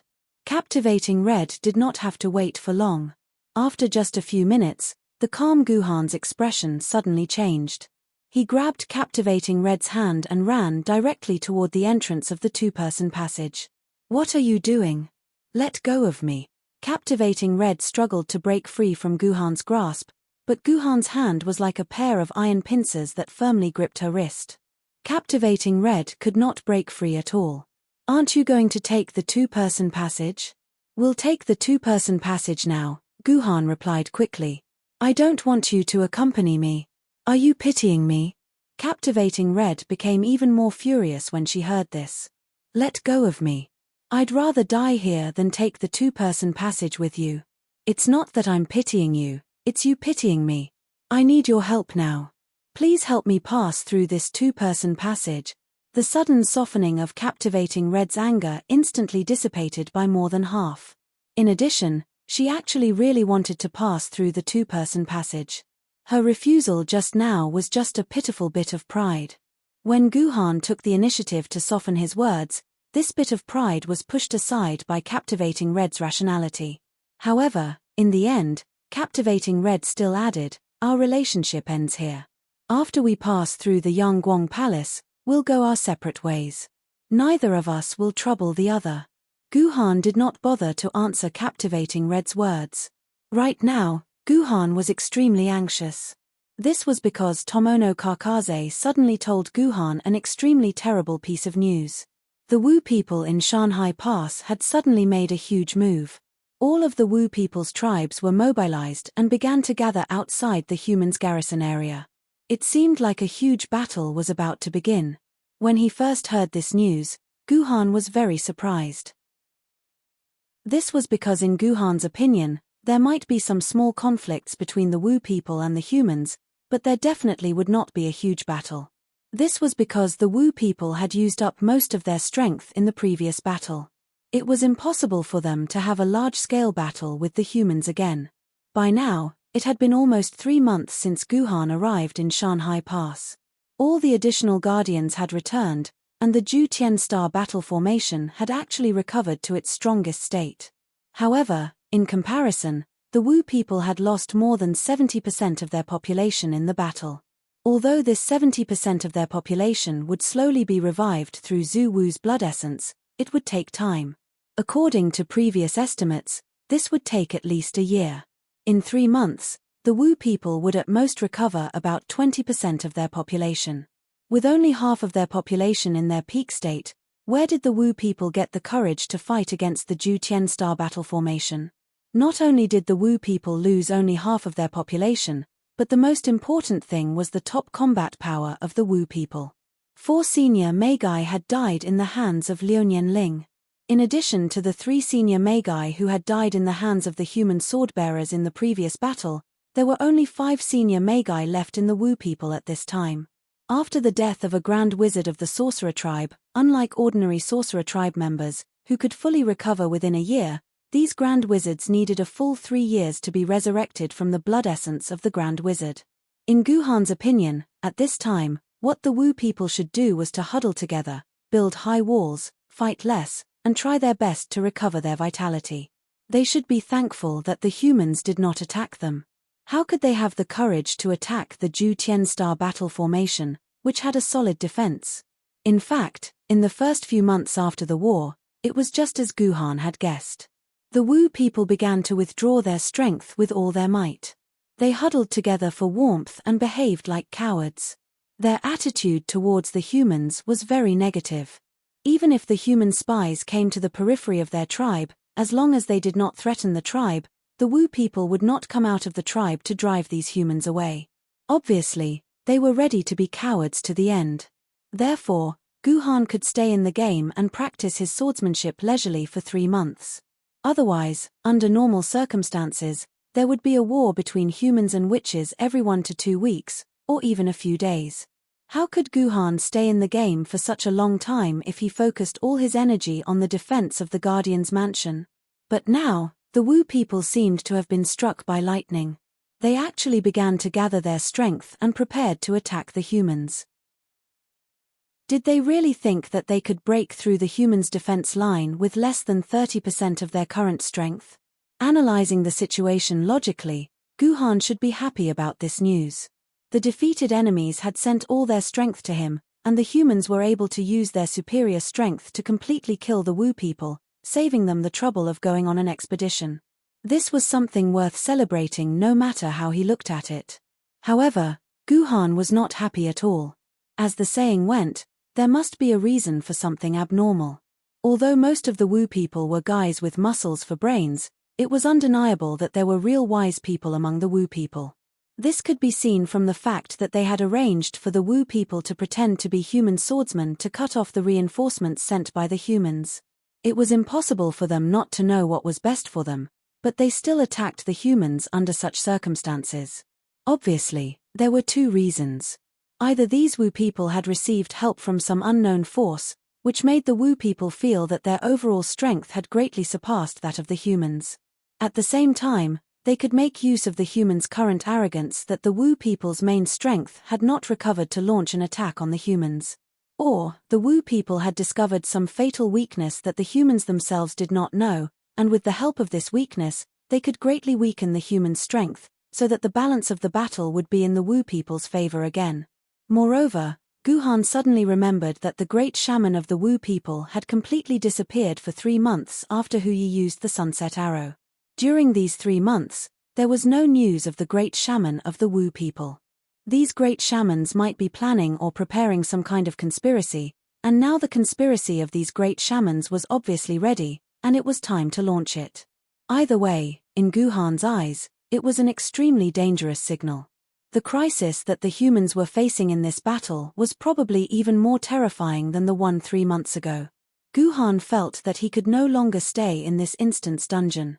On a smaller scale, the Shising garrison, the frontline area of the battlefield against the Wu people, needed Guhan's strength to defend it. On a larger scale, the entire Shanhai Pass needed Guhan, a stabilizing force that even the humans themselves did not know about. Guhan did not know what kind of conspiracy the Wu people had, but Guhan knew that the humans were still hiding him, a huge killing machine. Therefore, Guhan had to immediately leave the 12 Heavenly Palace Instance dungeon. Guhan had already made up his mind to pass through the 12 Heavenly Palace Instance dungeon as soon as possible.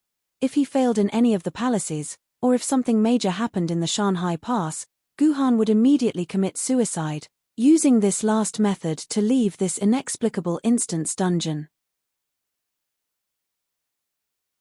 Chapter 975. Of course, there was another thing that Guhan was very concerned about. How did Tomono Kakaze know about the news from the outside world? Since entering this instance dungeon yesterday, Tomono Kakaze had told Guhan very clearly that after she entered this instance dungeon, she had lost contact with the outside world, just like Guhan. Any news from the outside world could not reach Tomono Kakaze's ears. So, in theory, it was impossible for Tomono Kakaze to know that the Wu people were attacking. According to Tomono Kakaze herself, she did not understand what was going on. Just a moment ago, she inexplicably regained her connection with the outside world. Then, Tomono Kakaze immediately connected to her own database, accepting the various data of the several thousand tanks that the AI core hadn't received for the day. It took Tomono Kakaze a few more seconds to analyze the information of these tanks. Only then did she discover the news of the Wu people's unusual movements in Shanhaiguan. She did not dare to delay and immediately told Guhan. After telling the information to Guhan, Tomono Kakaze instantly lost contact with the outside world and returned to her previous state of isolation. It seems that there is indeed a mysterious force secretly manipulating this instance dungeon. Hearing Tomono Kakaze's description, Guhan was more certain about his previous speculation about this instance dungeon. This instance dungeon was controlled by a hidden will, and this will could arbitrarily control everything in the entire instance dungeon. It could restore and isolate Tomono Kakaze's contact with its host computer according to its own will. Tomono Kakaze was the highest intelligence in the entire game. In theory, other than the management authority of the research institute that controlled Tomono Kakaze, which was above Tomono Kakaze, no other will could surpass Tomono Kakaze in terms of authority. However, in this instance dungeon, the will could wantonly control Tomono Kakaze. This was undoubtedly a very dangerous thing to do. It would be fine if the consciousness's authority was limited to the 12 Heavenly Palace instance dungeon.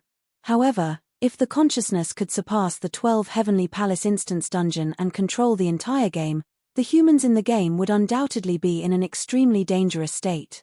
If this consciousness was like what was described in a certain novel, where everyone's consciousness was forcefully imprisoned in the game, and players would become idiots once they were forced to quit, then the entire human society would undoubtedly be threatened by this consciousness. That explained why the Sword Committee had decided to reformat Sword Maiden online. If they didn't remove the 12 skyscraping palaces, which was an element that humans couldn't control, how could the Sword Committee let so many humans and sword bearers stay in a dungeon that could kill them at any time? Alright, back to business. Under Guhan's strong request, Yang Hong reluctantly entered the duo pair with Guhan. Although they were on the duo pair, they were actually on two completely separate paths. The entire path was less than 50 centimeters wide, which was barely enough for a pair of feet. The two paths were about 50 meters apart, and both paths were surrounded by bottomless abysses. It was as if the skyscraping mountain under the Yangguang Temple had been hollowed out. The participants who stood on this path were actually similar. A slight breeze would cause them to sway, and they might even fall into the abyss if they weren't careful. When Guhan and Yang Hong stepped onto the starting point of the two paths, two screens automatically extended to Guhan and Yang Hong, displaying a notification. The straight line distance between two participants is not allowed to exceed 100 meters. If one of the participants gives up, both of them will fail at the same time. If one of the participants successfully passes the Yangguang Temple, the other will also succeed at the same time. Falling into the abyss will not be life-threatening, and the participant will reappear at the place where he lost his footing. However, the other person will receive a punishment of increasing the weight he has to carry. The first time you lose your footing, the weight you have to carry will be increased by 50 kilograms. The second time you lose your footing, the weight you have to carry will be increased by 100 kilograms. The punishment will continue until you fall 20 times, and each additional weight will be increased by 1,000 kilograms. Are you ready? Guhan glanced at Yang Hong, who was 50 meters away, and asked. Ready. Yang Hong nodded, and the two of them took their first step at the same time. When they took their first step, countless laser guns extended from both sides of the Yangguang Temple, and without any explanation, they began to shoot golden laser guns at Guhan and Yang Hong. Although these laser guns were aimed at Guhan and Yang Hong, their speed had clearly been deliberately adjusted. They did not have the terrifying speed of light, and their shooting speed was about 1,000 kilometers per hour, the same as the flying speed of the Dragon Balls in the Dragon Ball Palace. These laser guns shot at Guhan at a speed of about 5 per second. What he needed to do was to move forward while dodging these laser guns.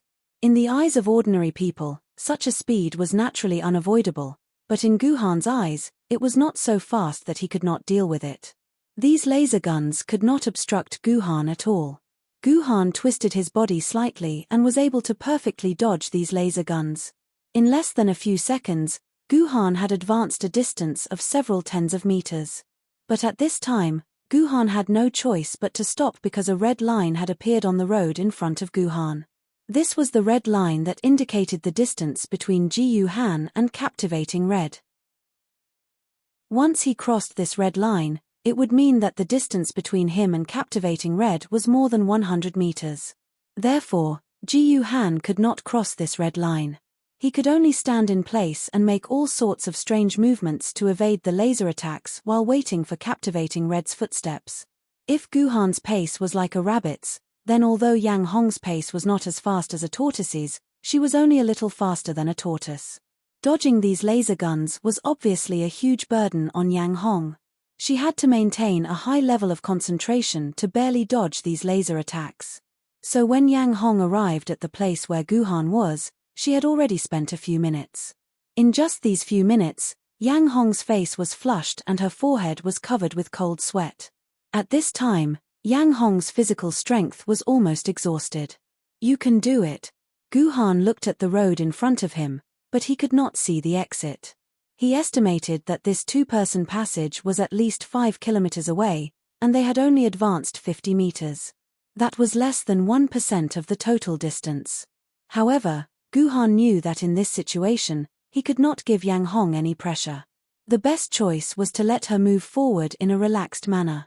So, other than words of encouragement, Guhan did not say anything else. When Yang Hong arrived at the place where Guhan was, Guhan moved forward about 50 meters again. Ji Yuhan's advance was still as relaxed as ever, but Captivating Red's advance had become much more difficult. This time, Captivating Red was hit by the golden laser for the first time. Clearly, her stamina could no longer keep up with the laser. Fortunately, when the laser hit Yang Hong, it only shook her guard armor. Yang Hong's body was still unharmed, and she was still standing firmly on the road. She did not fall into the abyss, adding another 50 kilograms to Guhan's weight. How much damage does this laser do? Guhan asked loudly. He wanted to know how many laser attacks Yang Hong could withstand. Not much. Less than 0.7% of my guard armor's damage, Sweet Crimson replied in a loud voice. 0.7% damage. It seemed that Sweet Crimson could withstand at least 130 laser attacks. This was good news. After that, Guhan and Yang Hong took turns advancing 500 meters. During this time, Guhan was not hit by a single laser. However, as Yang Hong's physical strength was depleted, her movements inevitably began to slow down. The number of laser attacks also increased. By the end of the 500 meters, Yang Hong had been hit by the laser more than 20 times. Such a situation had already made Ji Yuhan feel very uncomfortable, but something even worse happened. As the distance they advanced exceeded the standard of 500 meters, the frequency of the laser attack directly increased by half. Previously, there were 5 laser attacks per second. Now, there were 7 laser attacks per second. Although this rate was still within Guhan's capabilities, it was clearly not something that Yang Hong could withstand. When the frequency of the lasers increased, Captivating Red was hit by 5 lasers at the same time because of her panic. Countless ripples appeared on her shield. However, this was only the beginning. Although Yang Hong tried her best to avoid the laser attacks, it only made things worse. In just a few seconds, she had been hit by about 20 laser attacks. This was equivalent to the total number of laser attacks she had endured for the previous 500 meters. The energy of her guard armor had dropped to less than 70%. Don't dodge the laser attacks. Just run forward with all your might. Guhan could keenly sense that Yang Hong was using up a lot of physical strength to move forward while dodging the laser attacks. At the same time, her movement speed was surprisingly slow. It was better to let Yang Hong run forward. Although the chances of being hit by the laser attacks would be higher, her movement speed would be significantly increased. After thinking about it, the latter was more cost-effective, so Guhan said to Yang Hong. Yang Hong did not answer Guhan. Instead, she used her actions to speak. She completely gave up on the idea of dodging the laser attacks and began to run like a long-distance runner. Guhan immediately increased his movement speed to the same level as Yang Hong. However, compared to Yang Hong, who was able to take in all the laser attacks, he was able to move at high speed while dodging them all. At this time, Guhan's guard armor was still at 100% strength. The two of them sprinted for about 3 kilometers. The frequency of the laser beams increased to 15 per second, and Captivating Red was hit by about 9 out of the 15 laser beams. Finally, Captivating Red's armor shield could no longer withstand such a terrifying consumption. When it broke through the 3.5 kilometer mark, Captivating Red's armor shield silently exploded. In the next second, the golden laser shot directly at Captivating Red's arm, and a deep wound immediately appeared on her white skin. Captivating Red gritted her teeth and did not let out a groan as she continued to run forward. However, this was only the beginning. More and more laser attacks left countless wounds on her body. Although Yang Hong gritted her teeth and endured, her speed inevitably began to decline. Finally, at a certain moment, a laser hit Yang Hong's temple. Her vital part was hit by the laser. She instantly felt her vision go black, and then she lost control of her body. Her legs went soft, and she inevitably fell on the road, falling into the abyss. The exit of Yangguang Temple was still deep in the road. It was so far away that not even a trace of light could be seen. Chapter 976. Although Captivating Red had unfortunately fallen into the abyss, there was no need to worry. After all, the 12 skyscraping palaces were created by Kanzu to recruit disciples. They did not have any intention of killing the sword wielder. Moreover, according to the rules of the Yangguang Temple, falling into the abyss would not result in failure. Instead, one would be sent back to where they fell. However, there was a price to pay. The price was that Guhan suddenly felt a weight on his body. Of course, this weight was not the traditional method of making Guhan carry a backpack full of rocks. Instead, the gravity under Guhan's feet had been adjusted. It was equivalent to increasing Guhan's weight by 50 kilograms. This made Ji Han feel very surprised. Gravity control technology was a technology that humans had spent more than 400 years researching after the Great Calamity. How could the Yangguangong that the sword ancestor had built possess such technology? Well, Kanzu's matter was still shrouded in mystery. Guhan could not be bothered to look into it. The 50 kilograms did not affect Guhan at all. Guhan could still easily dodge the laser beams that were shooting at him. In comparison, Guhan was more worried about Captivating Red. Once Captivating Red fell into the abyss once, it would not be long before she fell into the abyss again. Damn it! Captivating Red felt guilty as she returned to the path. She knew that her failure had increased Guhan's weight by 50 kilograms. Captivating Red did not dare imagine what it would be like if she was the one carrying the 50 kilograms. However, what surprised Captivating Red was that after she reappeared on the road, although the wounds on her body were still there, her stamina seemed to have recovered a little. At the very least, she was a little stronger than when she fell into the abyss. It seemed that falling into the abyss was not a bad thing. At the very least, it allowed the person who fell to recover some stamina and HP. Damn it. What kind of damned thoughts were I having? Compared to the stamina I recovered, Guhan must have lost even more stamina. Captivating Red spat at herself in disdain. I have to run. Yang Hong clearly knew what she had to do at this time, so she ignored her bleeding wounds and her dizzy temples and continued to run forward quickly. However, just like what Ji Han thought, even though Captivating Red tried her best to endure the pain caused by the lasers and ran as fast as possible, it still couldn't prevent her from falling into the abyss for the second time. This time, a laser beam hit Captivating Red's ankle. The intense pain caused her to lose control of her body and fall into the abyss for the second time. On the other hand, Guhan had to carry another 100 kilograms of weight. Although this 100 kilograms was not a significant burden to Guhan, it still slowed down Guhan's dodging speed. The two of them moved forward for another 3 kilometers. During these 3 kilometers, Captivating Red had fallen into the abyss 5 times, while Guhan's weight had increased by 150 kilograms, 200 kilograms, 250 kilograms, and finally 750 kilograms. This was equivalent to the weight of 10 Guhans. Guhan. I'm sorry. After returning to her path for the 5th time, Captivating Red could not help but cry. She was not crying because of the pain on her body, but because of her own uselessness. Because of her uselessness, she had already increased Guhan's weight by 750 kilograms. However, Guhan did not increase her weight at all after running for 6 kilometers, and she could still run in the most relaxed state. This made Captivating Red instinctively feel that she was a useless burden, that she was dragging Guhan down. She could not blame Guhan for not wanting to move forward with her, because she and Guhan were not on the same level. She was really too useless. Thinking of this, Captivating Red could not help but cry. On the other side, Guhan naturally heard Captivating Red's crying. He knew very well why Captivating Red was crying. For Guhan, carrying 750 kilograms of weight was already a burden that could not be ignored.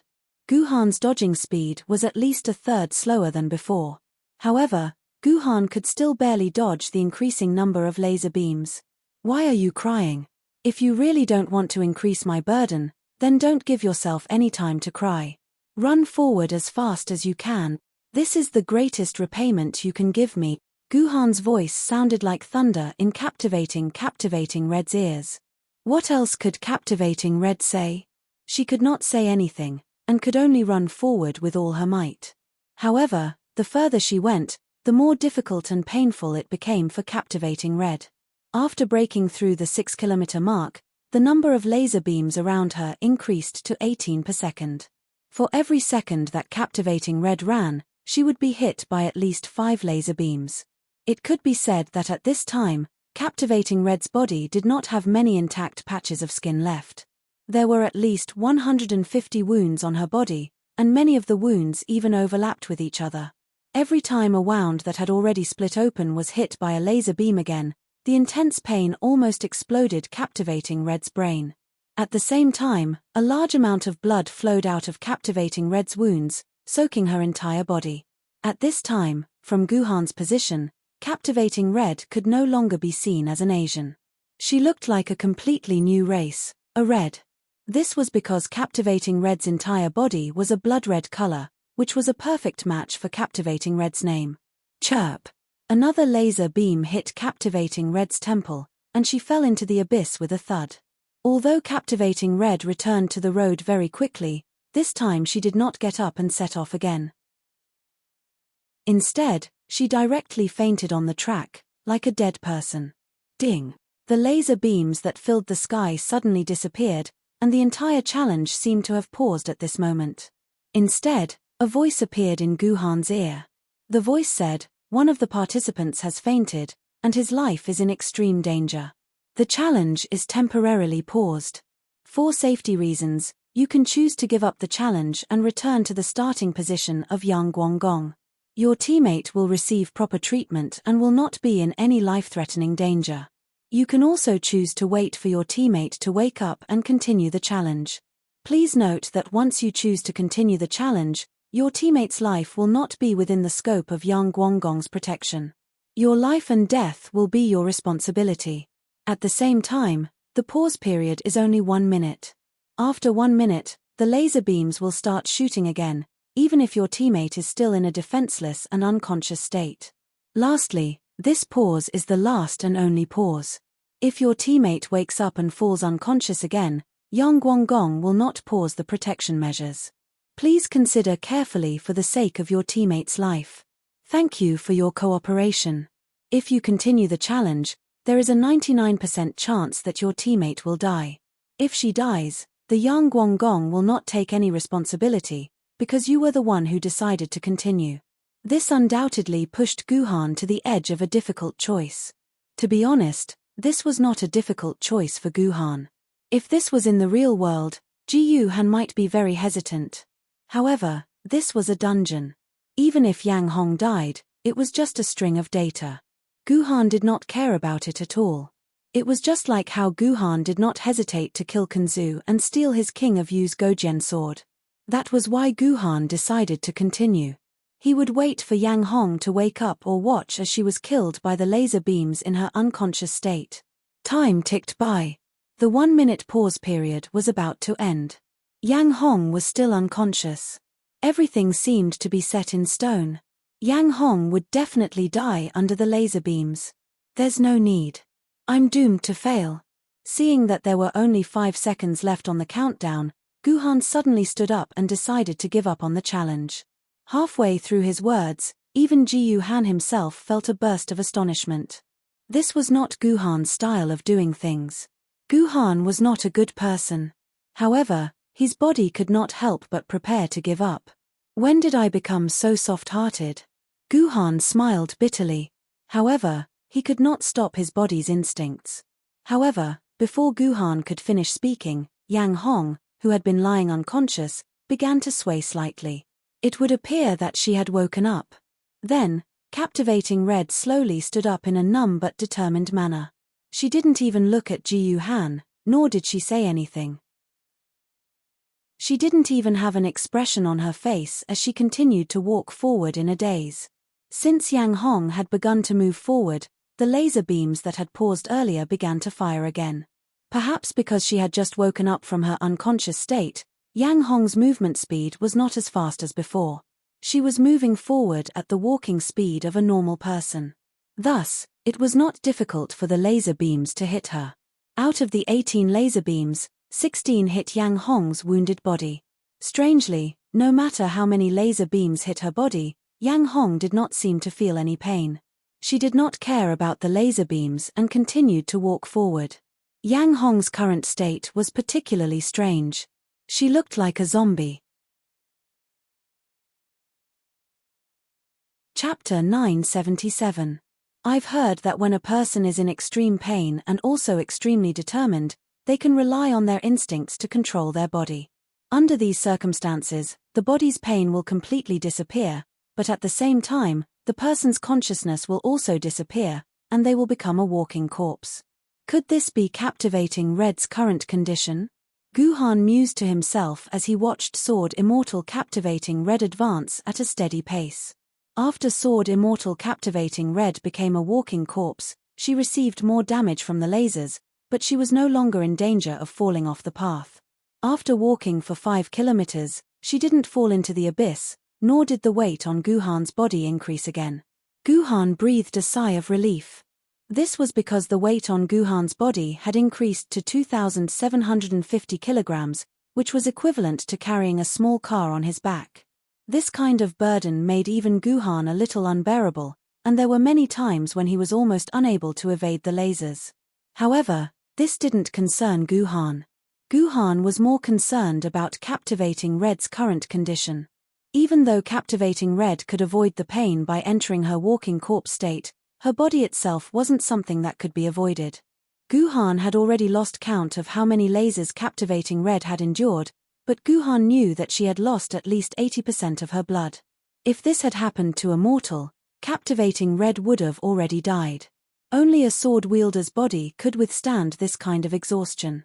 However, this was almost the limit of Captivating Red's body. Once she lost all of her blood, she would truly become a walking corpse. Fortunately, at this moment, Guhan suddenly saw a glimmer of light appear in front of him. Although this light was very dim and very graceful, it was truly a light that existed.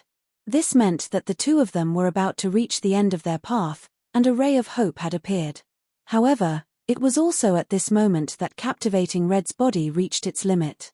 After being struck by another laser, Captivating Red suddenly knelt to the ground, and her eyes began to roll back.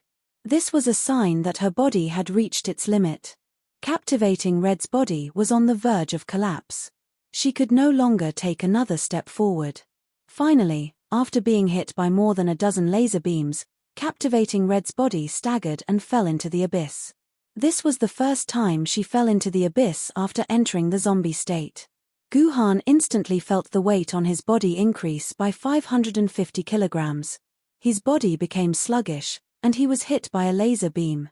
This was the first time Guhan had been hit by a laser beam since the beginning of the test. Fortunately, Guhan's body was still solid, so the laser beam did not really hurt Guhan's body. It only reduced the energy intensity a little. However, this was not a good sign. This meant that the weight had reached a dividing line. If the weight continued to increase, Guhan would inevitably continue to suffer more damage. On the other side, Captivating Red, who had been knocked into the abyss, returned to the road. Unexpectedly, Captivating Red, who had returned to the road, seemed to have regained some of her vitality. She actually continued forward once more. Oh right. I remember, Captivating Red just told me that every time she returned, her stamina would recover a little. It seems that this recovery not only works on stamina, but also on blood. Guhan guessed the reason why Captivating Red could continue forward. This gave Guhan a little hope. If she could recover some of her stamina and blood after falling into the abyss, then Captivating Red could continuously rely on falling into the abyss to recover her stamina and blood. She could then rely on this method to continue moving forward until the end. However, this way, the pressure would be transferred to Guhan. Every time Captivating Red fell into the abyss, Guhan would have to bear a lot more weight. It could be imagined that Guhan would continue to be hit by laser beams in the future. If Guhan couldn't make it to the finish line, then everything would be lost. Both sides would suffer. Guhan did not think for long before making a decision. He quietly watched as Captivating Red continued forward. Every 100 meters or so, Captivating Red's health would be depleted and she would fall into the abyss. She would increase Guhan's weight and recover some of her health. Then, she would continue forward. This cycle continued for more than a dozen times, and the weight finally increased to the upper limit, which was 1,000 kilograms of weight per cycle. At this time, Guhan's total weight had reached 10,500 kilograms. It was equivalent to carrying 1/3 of the Type 59 tank's weight. Right now, Guhan had a hard time dodging. Guhan could not dodge half of the 18 laser beams. He could only forcefully use his body armor to withstand the damage from the laser beams. Although the light at the end of the path was much brighter than before, it still felt unreachable. Guhan didn't know how many kilograms of weight he had to carry to reach the end of the path. In comparison, Captivating Red was incomparably relaxed. She only needed to keep falling into the abyss, keep recovering her blood essence, and keep moving forward. All the pressure was shouldered by Guhan. As time passed, Guhan could no longer maintain his high speed.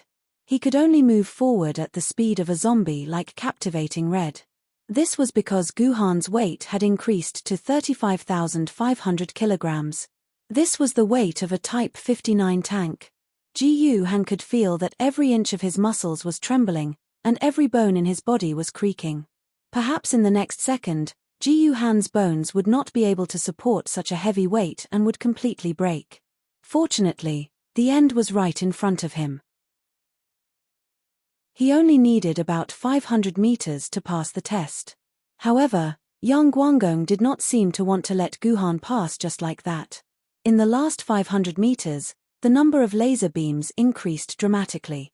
From 18 laser beams per second to 48 laser beams per second. Guhan had to endure about 40 laser beams per second. Even if Guhan's body armor was very sturdy, it could not withstand such a consumption. The total energy was decreasing at a visible rate. Fight. Other than fighting, Guhan had no other choice. According to Captivating Red's speed, she would fall into the abyss at least 5 more times.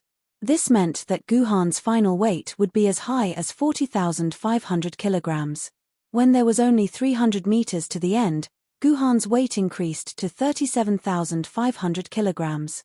When the weight increased by 1,000 kilograms, Guhan heard the bones in his calf crack. Then, the pain was like an electric shock, and Guhan was instantly soaked in cold sweat. What was even more frightening was that Guhan suddenly felt that his body could no longer provide him with the strength to continue moving forward. For a moment, Guhan froze in place. He endured the laser attacks while watching Captivating Red pass him.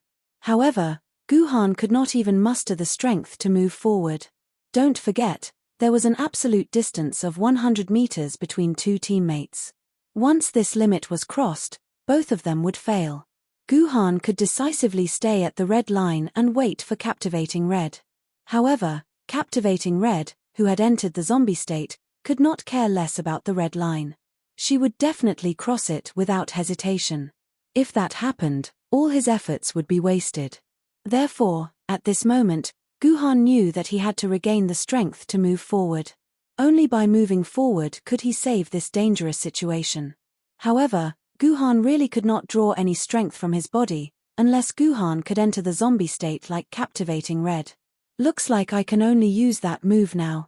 That move that Guhan used was naturally the Green Lotus White Root Body.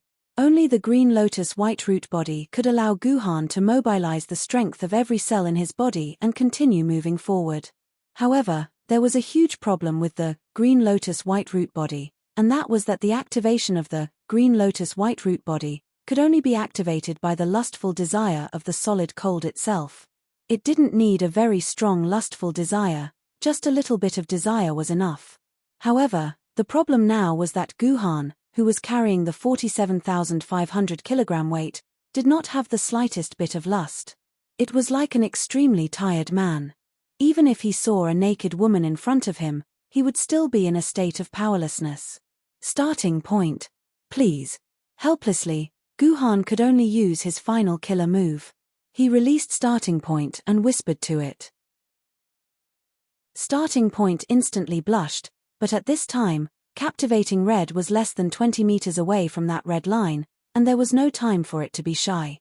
Therefore, Starting Point could only nod and agree to Guhan's absurd request, then kneel in front of Guhan and do some indescribable things.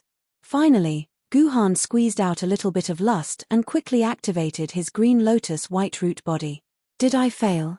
Captivating Red slowly opened her eyes and found that she was soaking in a blood-red vat. Her body did not have any strength at all. Even if he wanted to move his finger, he would instantly feel the pain as if his finger was being torn apart. "What's wrong with me? Guhan, are you here?" Captivating Red shouted in panic. "Don't be noisy. You're fine, just soak for a while more." As for Guhan, he's already asleep.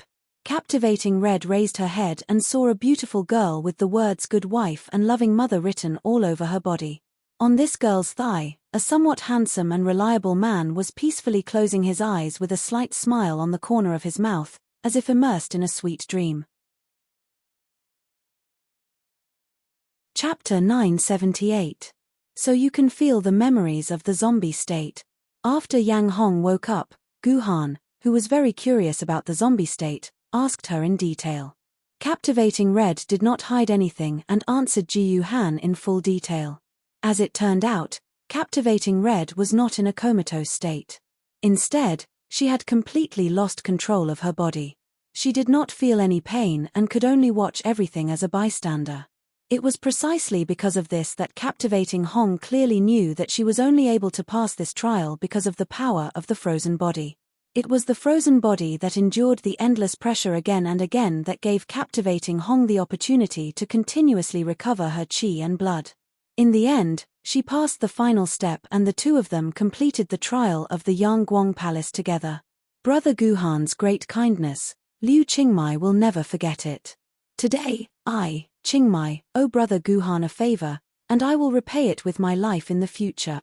After Liu Qingmei's body recovered and she walked out of the medicine vat, she did not care that her clothes were wet and stuck to her body.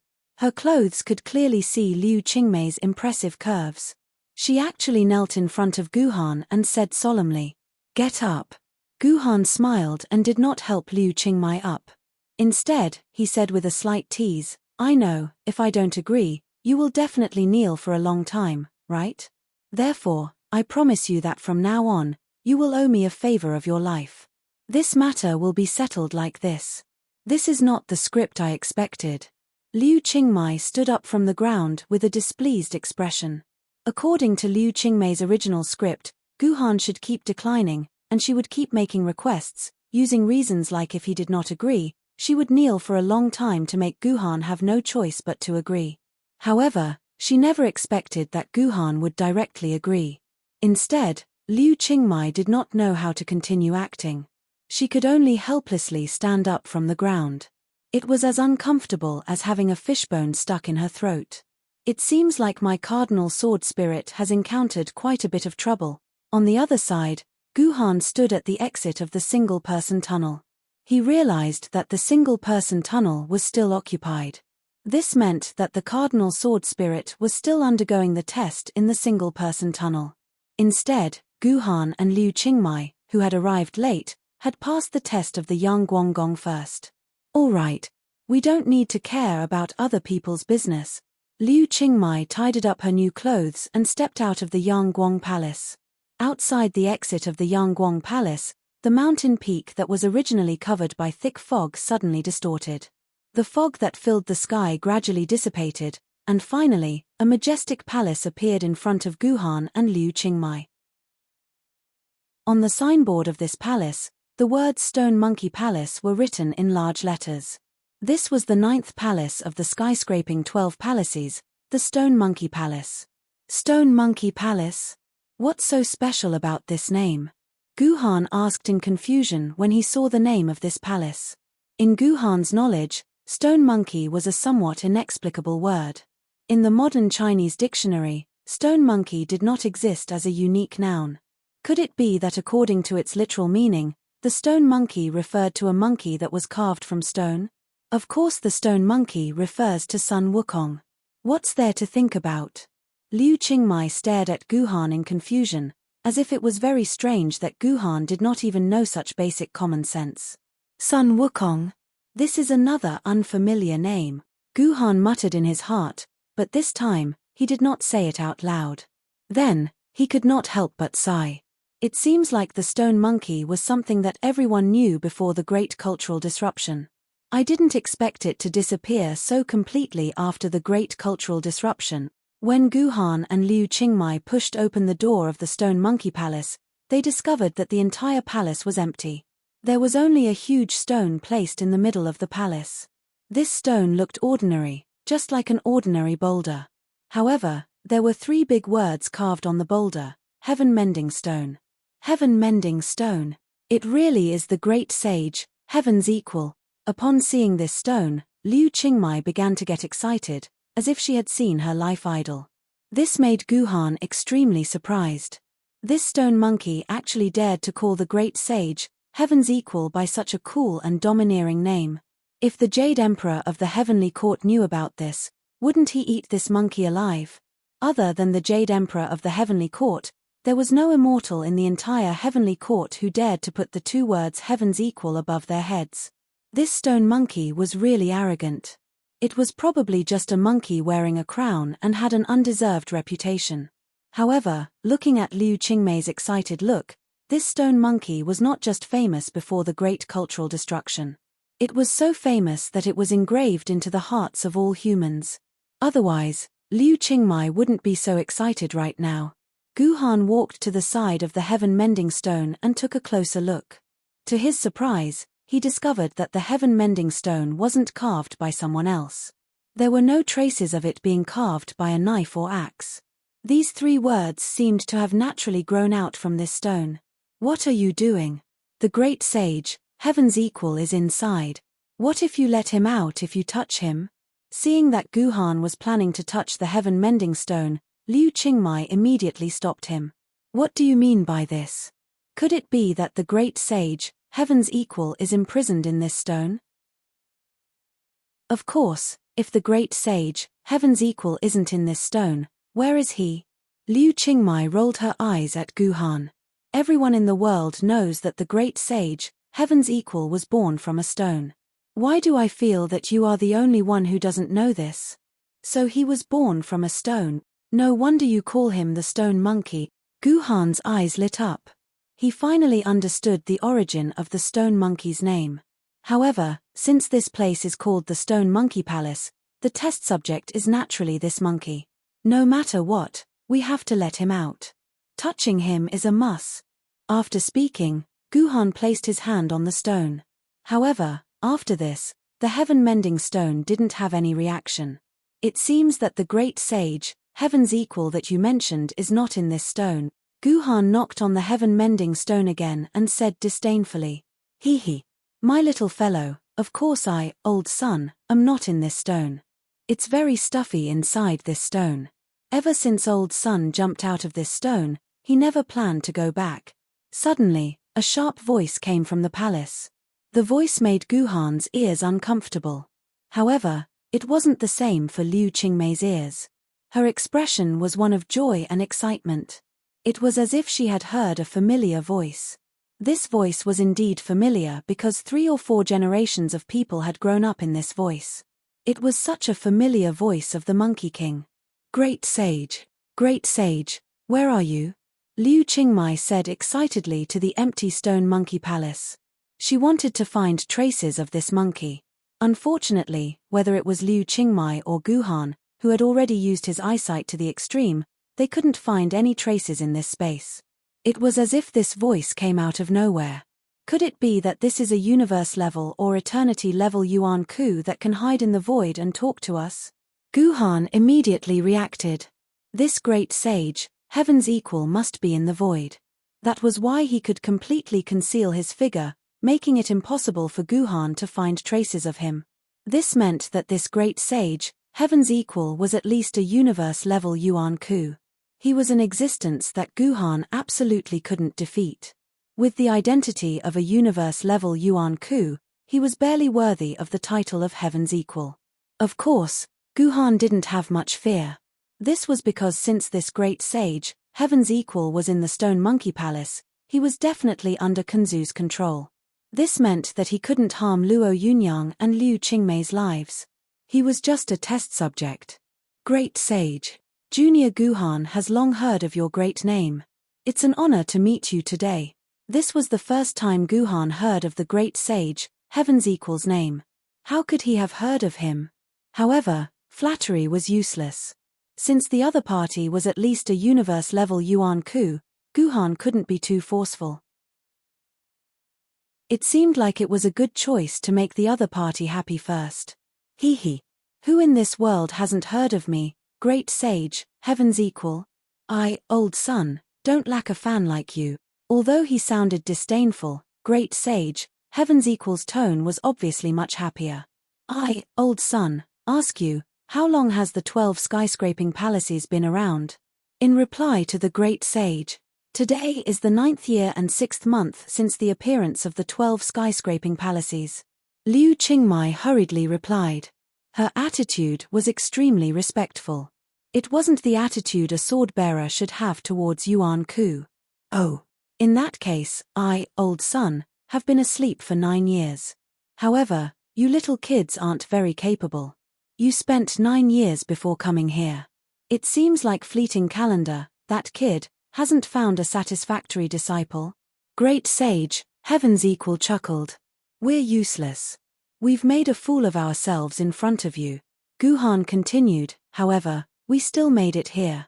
Great sage, you must be the test subject of this stone monkey palace.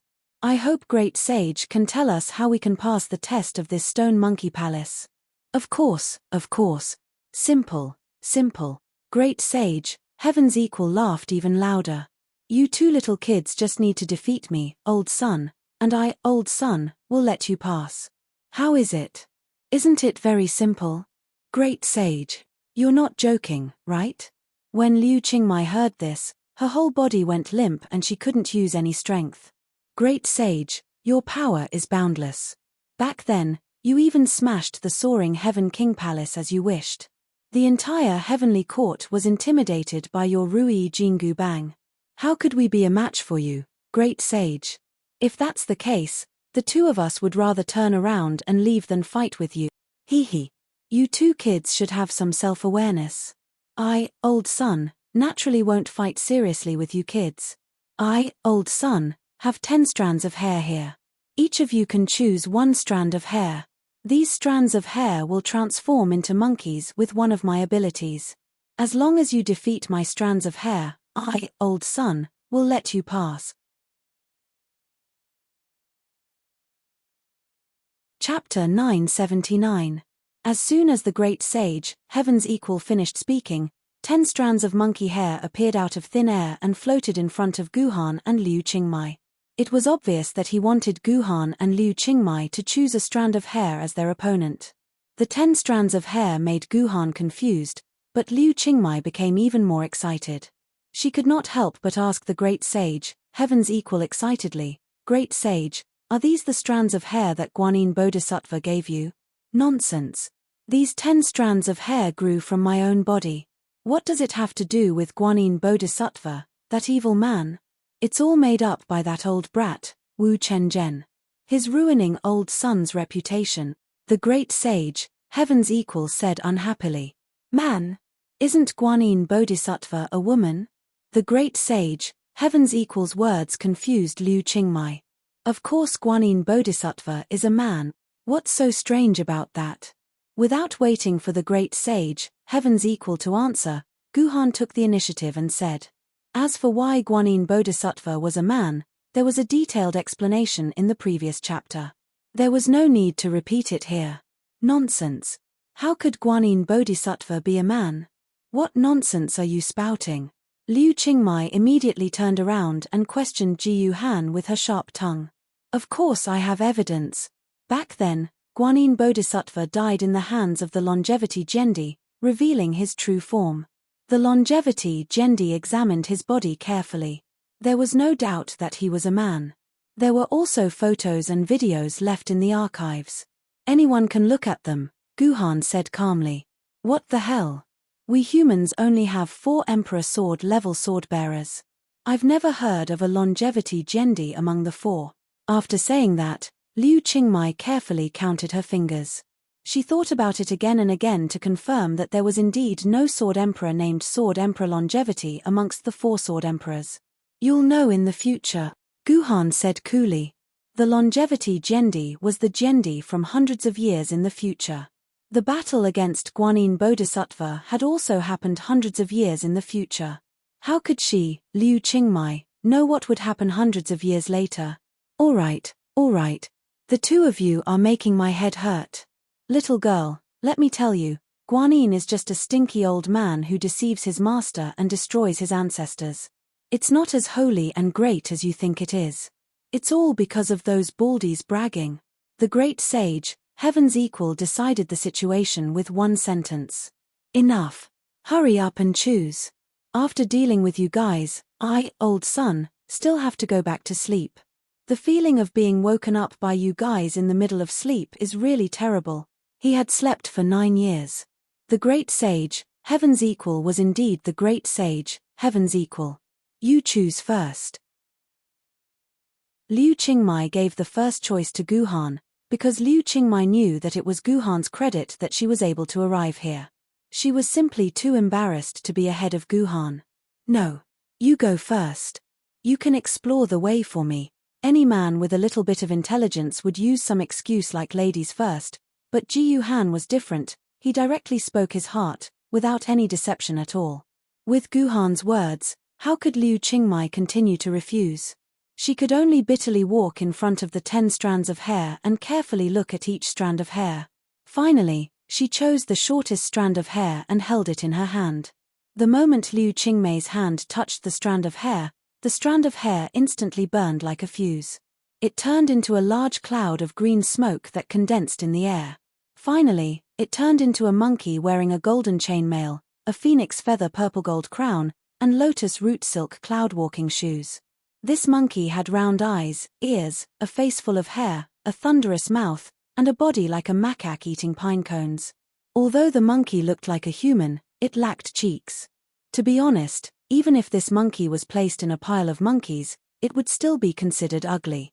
Oh my God! It's exactly the same as on TV. After seeing the face of the great sage, Heaven's Equal, Liu Qingmai didn't feel any fear. Instead, she stretched out her hand, wanting to touch the monkey's cheek. As a result, the monkey was startled by Liu Qingmai. It used its golden hairy hand to slap Liu Qingmei's head. Then, it quickly retreated a dozen steps and looked at Ji Yuhan and Liu Qingmai with one leg crossed over the other. Woo-woo. This is a competition between me and this young lady. That man, stay away from me. When the time comes, don't blame me for being merciless. The monkey waved its hand at Guhan. Guhan tactfully retreated to the edge of the stone monkey palace, giving the battlefield to Liu Qingmai and the great sage, Heaven's Equal. Hee. Young lady, your luck is not bad.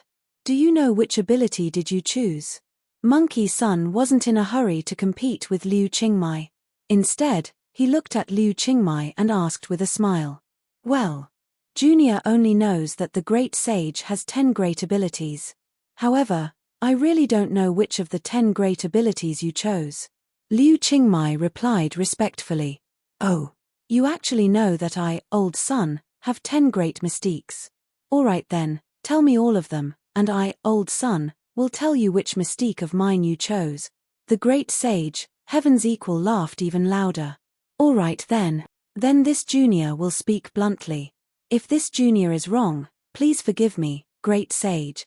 Liu Qingmai paused, cleared her throat, and said in one breath, legend has it that the great sage, Heaven's Equal, Monkey King Sun Wukong had 10 great ability.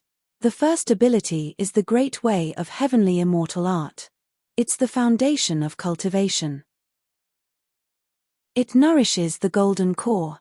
When water and fire are not in harmony, it is immune to all diseases. It jumps out of the 3 realms of reincarnation and is not within the 5 elements of chaos. It seizes the fortune of heaven and earth and invades the mysteries of the sun and moon. It's one of the best abilities in the world. The second ability is the somersault cloud. One somersault can travel 108,000 miles. The third ability is the 72 transformations. Although it's called the 72 transformations, it can transform into anything in the world.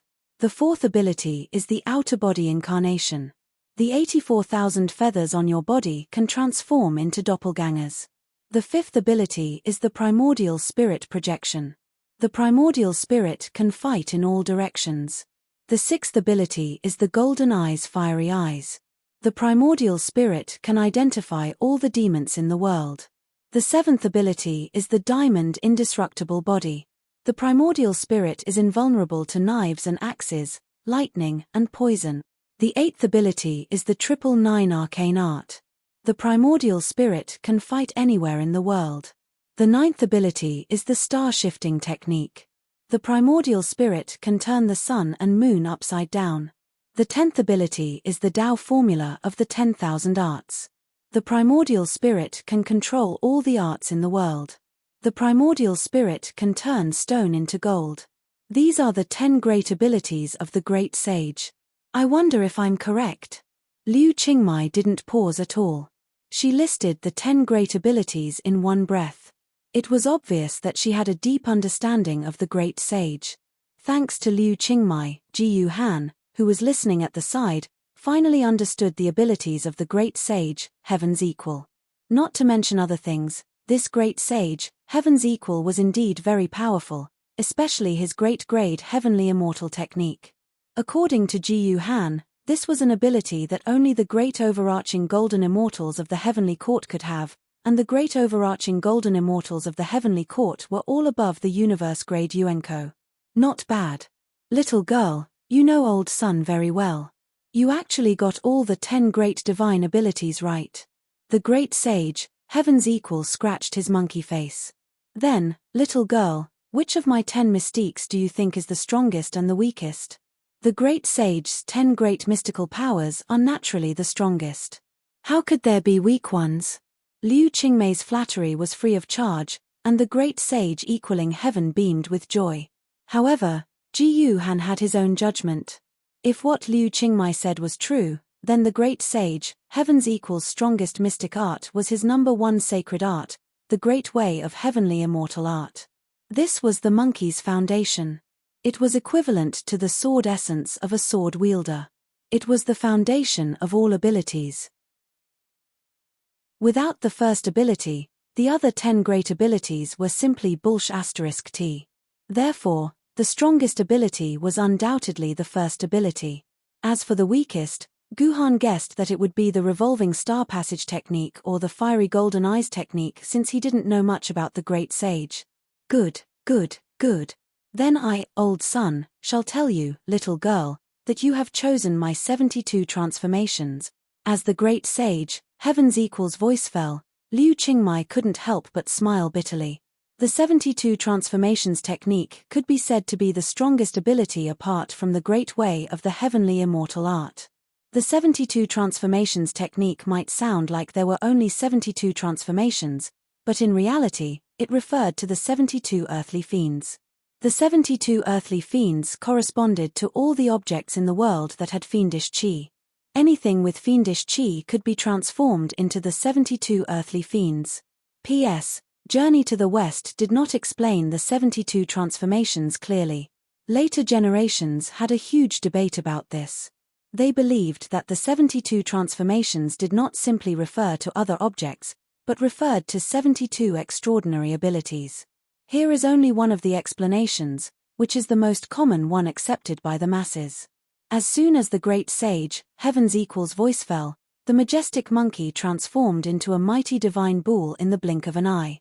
It was snow-white all over, had a head as big as a mountain, eyes that shone brightly, and 2 horns that were like 2 iron towers. This is a water buffalo. Guhan recognized the original form of this bull at a glance. However, compared to a normal water buffalo, this water buffalo was much more mighty and domineering. The fiendish chi coming from it seemed to be able to tear a person into pieces. Ha ha ha. Little girl, do you recognize who I have transformed into?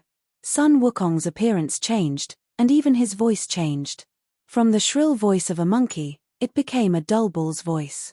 Great sage, this is not a problem for me. I have read Journey to the West dozens of times.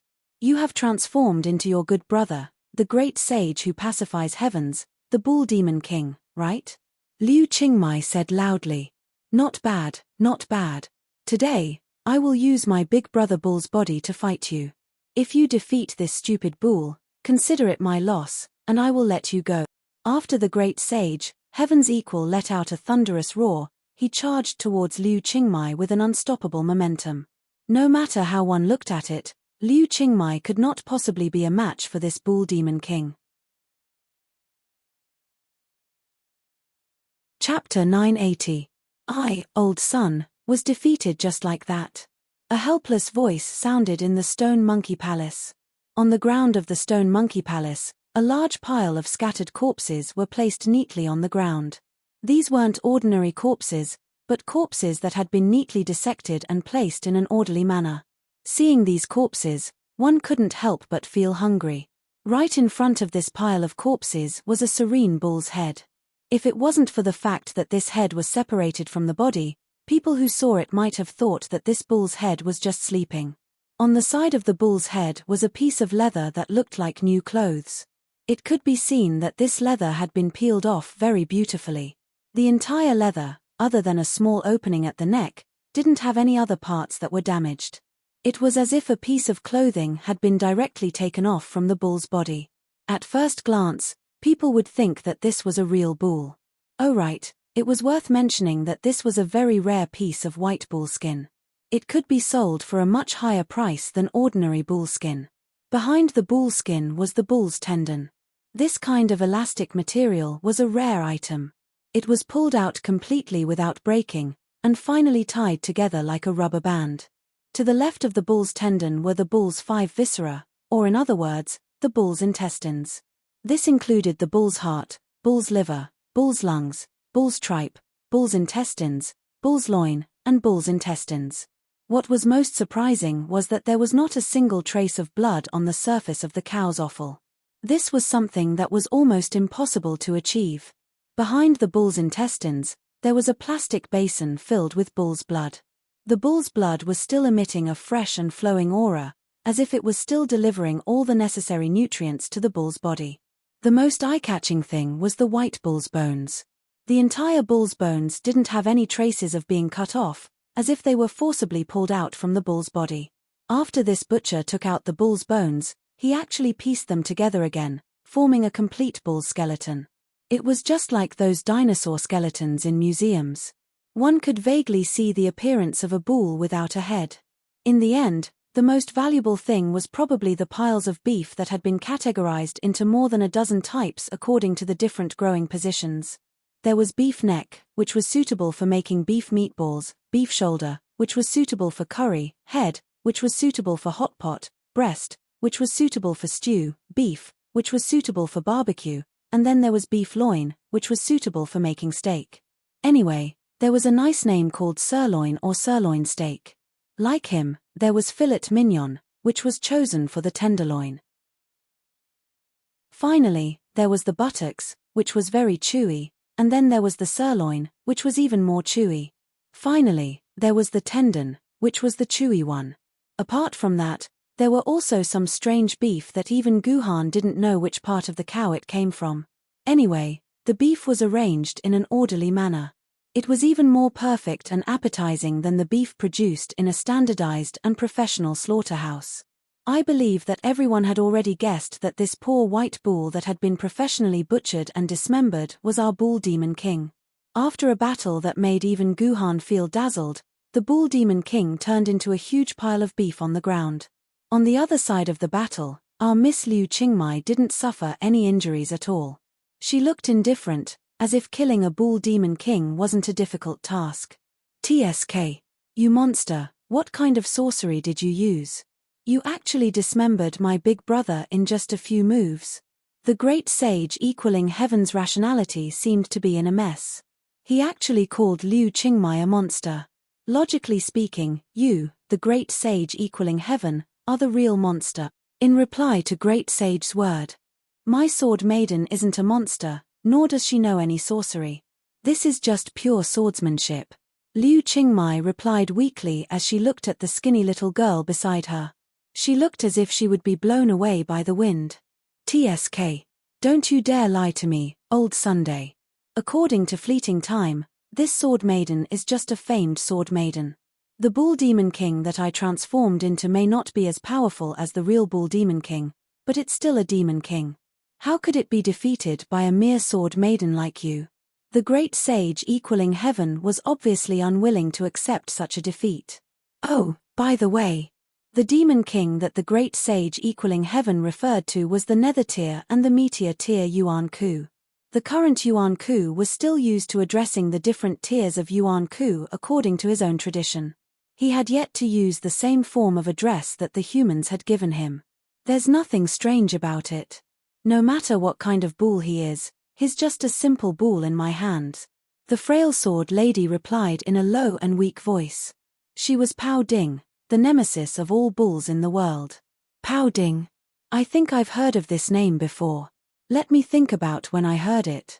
The great sage, heaven's equal, fell into a long silence. The entire stone monkey palace also fell into a rare silence. After about 10 minutes, the monkey said with a sudden realization, old son, remember now. Back then, when I returned from the Buddhist scriptures, I had some dealings with the big green bull that old Lord Taishang sat on. The great green bull loved to drink, and he would get drunk after drinking. He would tell me stories when he was drunk. He told me that he met a butcher called Pao Ding when he accompanied old Lord Taishang to the mortal world. Pao Ding went around bragging that he had slaughtered more than 100,000 bulls, and that angered the great green bull. I remember that all the bulls in the world are the great green bull's descendants. Even the bull demon king would greet the great green bull as his great-grandfather. Pao Ding killed 100,000 of the great green bull's sons and grandsons. Then, the big green ox transformed into its true form, intending to trample Pao Ding to death. Unexpectedly, Pao Ding casually raised his ox-slaughtering sword and easily subdued the big green ox. He even cut off the ox's tail at the same time. If old Lord Taishang hadn't returned quickly and redeemed the great green bull with 10 tails of gold, I wouldn't have had to suffer 81 tribulations on my journey to the west. I'd what's 81 minus 1? The great sage, heaven's equal, muttered to himself in distress. How much did 9 times 9 minus 1 mean? Is there such a thing? Liu Qingmai turned to look at Pao Ding and the sword lady beside her. Pao Ding nodded and replied, that day, I saw a bull as tall as a mountain charging towards me. I was overjoyed and thought that this bull might be enough for me to use for 10 years. Unfortunately, the moment I chopped off the bull's tail, the Zhu royal family's librarian bought it back. Now that I think about it, I feel a little regretful. Later on, the bull's price increased by quite a bit. That bull could be sold for at least 12 taels of gold, but I only sold it for 10 taels of gold. It was a huge loss. That's indeed quite a loss. Liu Qingmai nodded repeatedly when she heard Pao Ding's words. She began to feel heartache for the 2 taels of gold that she had lost thousands of years ago. It was as if the 2 taels of gold had slipped out of her hands. These 2 conversations entered Guhan's ears. Guhan's expression immediately changed. Although old Lord Taishang, the Yuan Ku, only existed in legends, based on how the Heavenly Court and the Jade Emperor himself treated old Lord Taishang with extreme respect, old Lord Taishang was definitely the most powerful desolate rank Yuan Ku. Guhan even suspected that old Lord Taishang might have surpassed the desolate rank and reached the level of a creation godhead. Otherwise, the Jade Emperor wouldn't have organized sacrifices to old Lord Taishang and the other 6 saints every year. As for old Lord Taishang's great green bull, it would be much more realistic than the ethereal old Lord Taishang. This was because the great green bull had been staying in the Heavenly Court's Tushito Palace until now. According to Zhe Tianjiandi's memories, she had hidden in the Tushito Palace for a while when she was wreaking havoc in the Heavenly Court. Zhe Tianjiandi had originally planned to kill the great green bull to avoid exposing his hiding place. However, after exchanging a dozen blows with the great green bull, he was shocked to find that the great green bull was actually a flood-rank Yuan Ku. It was impossible for him to kill the great green bull in a short period of time. Thus, Zhe Tianjiandi and the great green bull reached a compromise. The great green bull wouldn't expose Zhe Tianjiandi's location, and Zhe Tianjiandi wouldn't hurt the great green bull. Zhe Tianjiandi hid in the Tushito Palace for a full 3 days.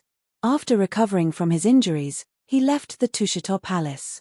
With Zhe Tianjiandi's own words as proof, this great green bull was undoubtedly a flood-rank Yuan Ku. Thus, it was only natural for him to call himself the ancestor of all bulls in the world. Such a terrifying old bull was almost slaughtered by the Great Green Bull. From this, it could be seen that the Great Green Bull was indeed the nemesis of all bulls in the world. To some extent, Liu Qingmai, a famed rank sword wielder, already had the ability to kill an emperor. However, this ability was limited to the bull-type Yuan Ku. Unfortunately, in reality, after Liu Qingmai died, the Great Green Bull and the Great Green Bull were broken on the battlefield. Since then, there was no news of them. Even the Great Green Bull, a flood-rank Yuan Ku, could be killed by the Great Sage, Heaven's Equal's incarnation of the Bull Demon King.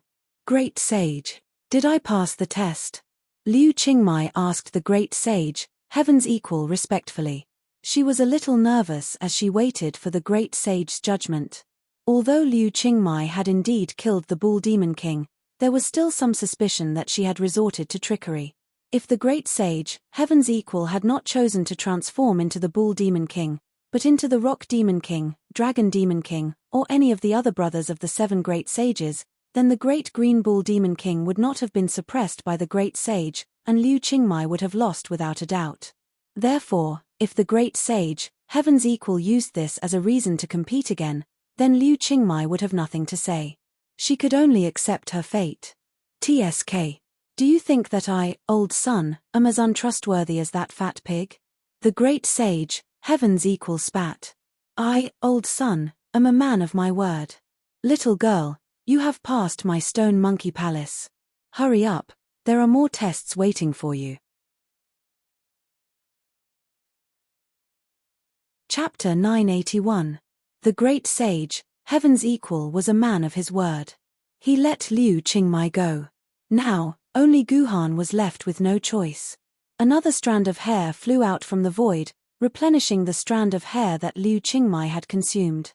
Once again, there were 10 strands of hair flying in front of Ji Han. Ji Han did not hesitate at all and was too lazy to make a choice. He picked one of the 10 hairs and held it in his hand. The Great Sage, Heaven's Equal, repeated Liu Qingmei's trick and asked Guhan curiously, "Little fella, guess what kind of mystique you chose?" "I guess it's the 72 transformations," Guhan answered without hesitation. "Oh, why did you guess that? Didn't your friend choose that kind of mystique just now? Will there be a second 72 transformations?" The Great Sage, Heaven's Equal, asked curiously. "Who knows what will happen in this world?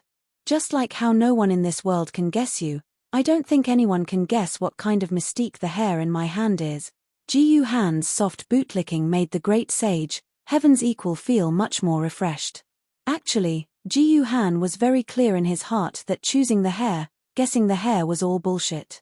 Since these hairs were created by the Great Sage, Heaven's Equal, what kind of mystique the hair represented was naturally decided by the Great Sage, Heaven's Equal. As long as the Great Sage, Heaven's Equal, was happy, he would lower the difficulty and let him go. This would save him a lot of time. Cunning. You are such a dishonest child. Do you think that this bit of flattery can make me happy? Unexpectedly, the Great Sage, Heaven's Equal, seemed to have seen through Ji Han's flattery and reprimanded him harshly. Ji Han couldn't help but blame himself. Indeed, he had looked down on this monkey too much. He had to be more serious when sucking up to someone. Look at how awkward it was now that he had been seen through. Great Sage, please see that I'm not flattering you at all. I'm speaking from the bottom of my heart. Since he didn't know how to flatter, Guhan might as well flatter him to the end. I, old son, will tell you the truth. You're unlucky to have drawn my 39 arcane art. From old son's point of view, you might as well just turn around and leave. I'm afraid your body won't be able to take a beating from me, old Sunday, said the Great Sage, Heaven's Equal. Clearly, in the eyes of the Great Sage, Heaven's Equal, the moment he used the 999 mysteries, he had already won. What the hell is this 39 mysteries? Although Guhan had just listened to Liu Qingmei's brief introduction of the Great Sage, Heaven's Equal's 10 great magical powers, which included an introduction of the 999 mysteries, Guhan still couldn't comprehend it. However, in Liu Qingmei's introduction, the 39 mysteries could only be used to fight in the heavens and on the earth. As for the specifics, Guhan wasn't clear. Not being ashamed to ask for help was a traditional virtue of the Chinese people. Therefore, Gu Han immediately looked at Liu Qingmai inquiringly. Liu Qingmai wasn't stupid and immediately explained, according to the legend, the 39 mysteries was created by the Taoist ancestor, Hongjun ancestor, to turn one's body into a sage. There are a total of 9 transformations. At the 3rd transformation, one can fight in the heavens and on the earth. At the 6th transformation, one will be invincible. At the 9th transformation, one can turn one's body into a sage. Even if the world is destroyed, one can live forever. The 39 mysteries is actually the ability to refine one's body and weapons. The great sage, Heaven's equals Rui Jingu Bang, killed countless demons. In fact, he relied on this 39 mysteries. Liu Qingmei's explanation allowed Gu Han to understand the mystery of the 39 mysteries. It turned out that the 39 mysteries was similar to his 9 swords of mysterious heaven. They both taught people how to use weapons to refine their bodies. The great sage, Heaven's equals myriad of spells, all had their origins. They came from different supernatural powers. However, his life's martial arts in hand-to-hand combat probably came from the 39 mysteries. Little boy, you really know me very well. You even know the 39 mysteries, a supernatural power that old man Wu Chenjian doesn't know about. I am a little curious about you. Liu Qingmai only felt a pair of fiery golden eyes staring fiercely at her from the void, immediately causing her to shiver. This shiver went from the top of her head to the soles of her feet. Just because of this gaze, Liu Qingmai felt exhausted. Liu Qingmai knew that she had made the great sage, Heaven's equal, angry with her. Therefore, she could only shut her mouth and look at Gu Han helplessly, indicating that she couldn't say anything more. But there's no harm in telling you. I, old son, am not afraid of anything. Do you think I'm afraid that you know some tricks? The great sage, Heaven's equal, chuckled. To tell you the truth, little boy, although you are going to face a great sage, Heaven's equal, who can't use spells, he is also a great sage, Heaven's equal, who can use this staff with all his strength. After saying this, the strand of hair in Jiyu Han's hand transformed into the valiant and invincible monkey that had appeared before. The monkey gently dug his ear and took out something that looked like an embroidery needle from his ear. This embroidery needle grew with the wind and finally grew into a staff as tall as a person. On it, there were mountains and rivers, as well as the words Rui Jingu Bang, 13,500 Jin. Good boy. Have a taste of my staff. The great sage, Heaven's equal, was also an unreasonable person. Holding the Rui Jingu Bang in his hand, he didn't say a word and directly swung it towards Gu Han's head. This was a powerful blow from the great sage, Heaven's equal. If it landed, Gu Han's brain would probably be smashed and he would die on the spot. Good staff technique. At the same time, Gu Han could also see that the great sage, Heaven's equal, had mastered the essence of the staff technique. It was a move that could break through the void and hit the real thing. Although it was only one move, it was better than thousands of moves. From this one move, it could be seen that the great sage, Heaven's equal staff technique was probably ranked in the top 3 among all the staff users in the world. The great sage, Heaven's equal staff technique was very clever. If it had happened in the Guanghui amusement park, Gu Han wouldn't have been able to think of a way to deal with this move other than running away. However, after a few months of emergency special training, Gu Han's swordsmanship had reached another level. This move of the great sage, Heaven's equal, allowed Gu Han to vaguely see a few flaws in it. Therefore, Gu Han didn't show any weakness. He waved the Chijian sword in his hand and charged towards the great sage, Heaven's equal. Both of their weapons clashed in the air, producing a sound effect that sounded like a ton of TNT exploding. Both of them were absolute experts in their respective domains, peak experts. According to Jiyu Han's thoughts, this battle should be evenly matched, with neither of them winning nor losing. However, what Gu Han didn't expect was that when Gu Han's Chijian sword clashed with the great sage, Heaven's equals Rui Jingu Bang, the huge force from the great sage, Heaven's equals Rui Jingu Bang, wasn't something that Gu Han could withstand. The Rui Jingu Bang weighed 13,500 kilograms, which was 6,750 kilograms. With a weight of 61.75 tons, it was equivalent to the weight of one 5 Type 59 tanks. With the support of the Great Sage, Heaven's equals huge body, the impact on Guhan's Chijin sword was equivalent to the impact of 5 Type 59 tanks. This wasn't a force that Guhan's arms could withstand. Therefore, although Guhan wasn't at a disadvantage in terms of his moves, he was caught off guard by the huge force of the Rui Jingu Bang. The Chijin sword in his hand flew out and landed on the ground. Swoosh! A gust of wind sounded. Guhan saw the Rui Jingu Bang at the tip of his nose.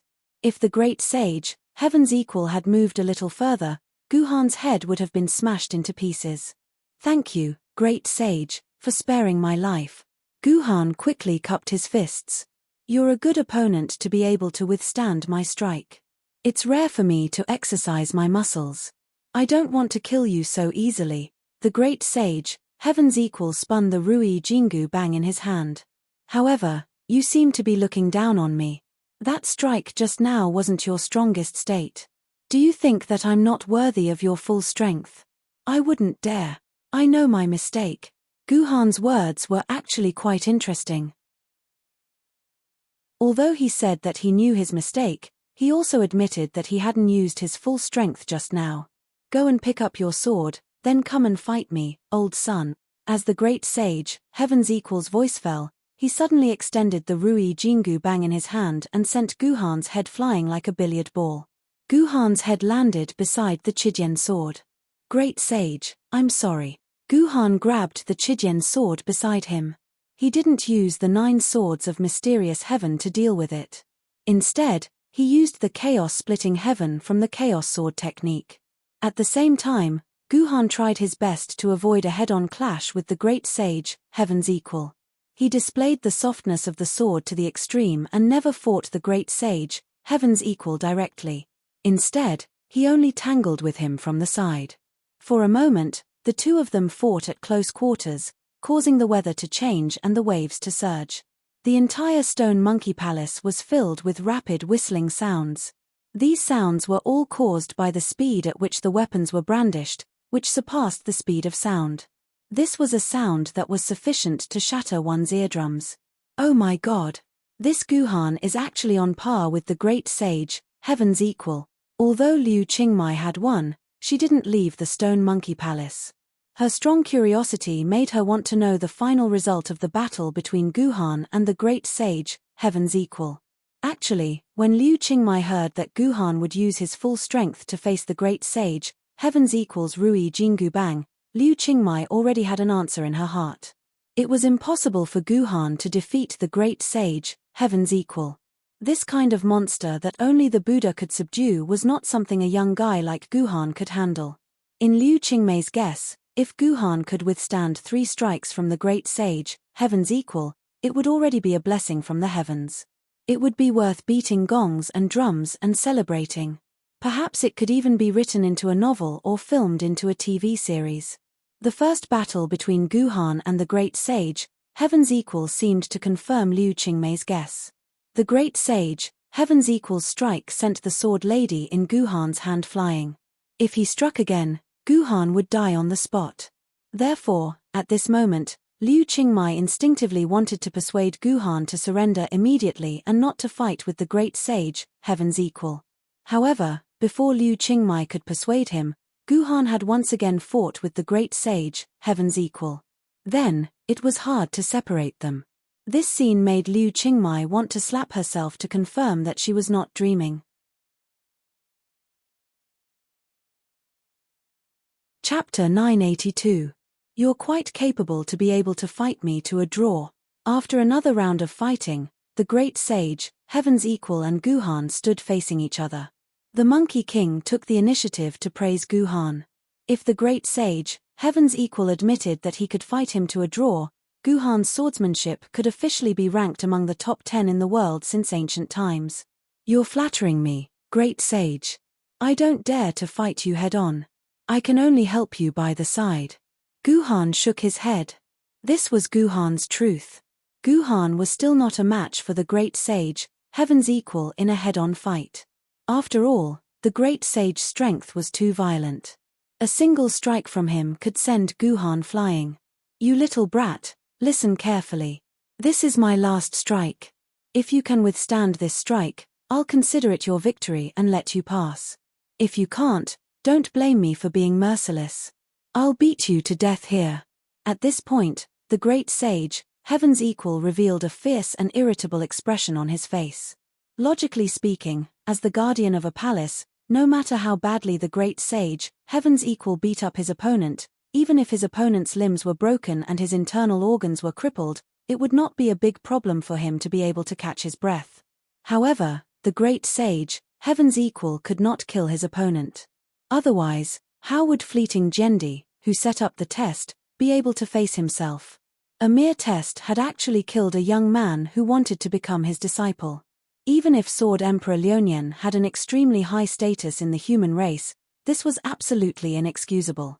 However, it was clear that the great sage, Heaven's equal, was not lying. His staff strike could really kill Jiyu Han. This was not an exaggeration. This was the great sage, Heaven's equal's nature. He did whatever he wanted and could not be restrained by others. Even after becoming the victorious fighting Buddha, countless demons had died under the great sage, equal to Heaven's cudgel. In this world, the only thing that could make the great sage, equal to Heaven, obey the rules was probably the band-tightening curse. At this moment, Guhan couldn't care less. He was fully focused on the Rui Jingu Bang in the great sage, Heaven's equal's hand. He was prepared to see how powerful the great sage, Heaven's equal's final strike would be. As expected, this was not a simple blow. The great sage, Heaven's equal, threw the Rui Jingu Bang in his hand into the air. The Rui Jingu Bang instantly shrunk to an extremely small size, even smaller than a needle. In the eyes of the great sage, Heaven's equal, Guhan began to panic. He looked around warily, trying to find the Rui Jingu Bang that had disappeared. However, Guhan had forgotten to look at one place, which was directly above Guhan's head. At this moment, above Guhan's head, the Rui Jingu Bang that had disappeared reappeared and began to grow thicker and bigger rapidly. In the blink of an eye, it had become the size of a small mountain. It was only when Guhan noticed that the shadow on the ground was not right that he realized the change above his head. However, it was too late. The Rui Jingu Bang pressed down with the force of Mount Tai, and finally hit the ground heavily. Boom! Liu Qingmai felt that the entire Mount skyscraping was shaken by the impact. On the other side, the great sage, Heaven's equal, let out the unique laughter of a monkey. "You have just fought with me, old Sunday. You still have to be suppressed under the 5 Elements Mountain for 500 years. Is that so?" As the great sage, Heaven's equal's voice fell, a long sword pierced through the stinky monkey's heart from the back and out from the front, giving Sun Wukong a chill. "Little guy, you have some skills," Sun Wukong muttered. The clone transformed from the hair dispersed like smoke, leaving no trace. "Military governor, you're so awesome." Seeing that the clone of the great sage, Heaven's equal, had disappeared, Liu Qingmai immediately jumped to the side of the military governor excitedly. She patted the military governor hard on the shoulder and couldn't help but exclaim, "You actually killed the great sage, Heaven's equal, Sun Wukong, with your sword skills. I'm afraid that even if I tell others about this, no one will believe me. That was really scary." Cough cough. "Little girl, how can you say that? When did he kill me, old Sun? Isn't I, old Sun, right here?" As this voice sounded, the void door opened, and the Sun Wukong just now walked out of the void door. Just by looking at the aura of this Sun Wukong, it was more than 10 times stronger than the Sun Wukong that was transformed from the hair. Obviously, this monkey was the great sage, Heaven's equal. Guhan thought to himself that if he were to fight with the Sun Wukong, he would probably be defeated by the great sage, Heaven's equal, in less than 5 moves. It wasn't that Guhan's sword skills weren't good, but the difference in strength between the two of them was too big. It was like how an ant, no matter how powerful its martial arts were, could be trampled to death by a human's foot. "Greetings, great sage." Seeing that the Sun Wukong had appeared, Liu Qingmai hurriedly bowed to show her respect. She even pressed her hand on the back of Guhan's neck and bowed together with Guhan. "Enough. Sun Wukong, don't fall for this. If you have time, bow to your parents. Why are you fawning over me, a stinky monkey?" The great sage, heaven's equal, waved his hand, and Guhan felt a force lifting him and Liu Qingmai up. However, as the great sage, heaven's equal, spoke, the great sage, heaven's equal's appearance began to change again. The golden monkey fur all over his body fell off, and the sharp mouth of the thunder god also slowly became gentle. After a series of changes, the entire monkey body actually turned into the appearance of a black-haired old man with a pair of spiritual eyes. Teacher, 6 children? Liu Qingmai was stunned when she saw the old man's appearance. She never expected that Sun Wukong would turn into this person after transforming into a human. Although this was the most famous and lifelike old man in history who played the role of Sun Wukong, he was after all just an actor. How could the great sage, heaven's equal, look like this after transforming into a human? Was this purely a coincidence? I didn't expect that there would still be people who recognize me in this world. The old man chuckled and walked to Guhan's side. Young man, you're not bad. You even gave me a big scare. How did you get behind me? Great sage, although your Rui Jingu Bang is awe-inspiring and full of killing intent, I saw a trace of intentional life in it. However, I saw a trace of life within. It was clear that the great sage was benevolent and wanted to let me go. I used this trace of life to escape, and then used the shaking of the mountains and earth to hide behind the great sage, Guhan answered honestly. Me. You're wrong. It wasn't that the monkey was kind and wanted to let you go. It was me who stopped him at the crucial moment. Otherwise, you would have really been crushed into meat paste by the Rui Jingu Bang, the old man said with a gloomy expression. What do you mean? The words of the 6 children caused Jiyu Han and Liu Qingmei's expressions to change. The amount of information contained in those words was too great. Sigh. I can't bear to look back on the past. I didn't think that such a change would happen when that day came. I actually became the thing that I played for my entire life. But then again. Never mind, there's no need to tell you about these things. The 6 children didn't continue after saying that. They looked like they couldn't explain everything in a few words. However, from this sentence, Guhan vaguely analyzed the situation. The 6 children in front of him did not seem to be the great sage, heaven's equal. They were just demons with the appearance of a human. The 6 children seemed to have originally been a human, but had become the great sage, heaven's equal during the apocalypse. However, the 2 of them were not a unified whole. It was as if there were 2 consciousnesses sharing the same body. Of course, there were still many mysteries. What kind of state the 6 children and the great sage, heaven's equal, were in?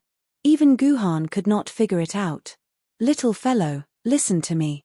I forced myself to come out today because I hope that you can bring a message to the fleeting year calendar. The 6 children suddenly said in a serious tone. Senior, you must be joking. There are still 3 more checkpoints. I don't know if I can pass them. I can't guarantee that I'll be able to meet Lord Kunzu. Guhan said seriously. However, I can guarantee that I'll do my best to move forward. Kunzu? What Kunzu? The 6 children frowned. Only then did Guhan realize that he had accidentally let the cat out of the bag. It was only 10 years after the disappearance of Kunzu that humans would give the fleeting year calendar the title of Kunzu. Before that, there was no Kunzu in the world. Junior's mouth slipped. I was talking about the fleeting year calendar patriarch Jendi, in short, Kunzu. Guhan hurriedly added. Hee. That guy can be called an patriarch. The 6th child chuckled and said, you don't have to worry about the next checkpoint. This old man can guarantee that you'll be able to see the fleeting calendar's little guy. Remember, when you see the fleeting year calendar, you must help me tell him that all obsessions are inferior. Only sincerity can last forever. Everything in the world has its own rules. Everything has been written in the heavenly book. It's not him, not you, and not me. The more he does, the more mistakes he will make. It's better for him to dissipate. After saying this, the 6 children returned to the void. Guhan and Liu Qingmai looked at each other and memorized this sentence. They then walked towards the next palace. When Guhan and Liu Qingmai left the Stone Monkey Palace, a figure appeared at the entrance of the Stone Monkey Palace. This person was none other than the Cardinal Sword Spirit. The Cardinal Sword Spirit was extremely excited when he saw the sky-mending stone in the middle of the Stone Monkey Palace. He rubbed his whole body against the sky-mending stone like a kitten or puppy. "Eat my staff."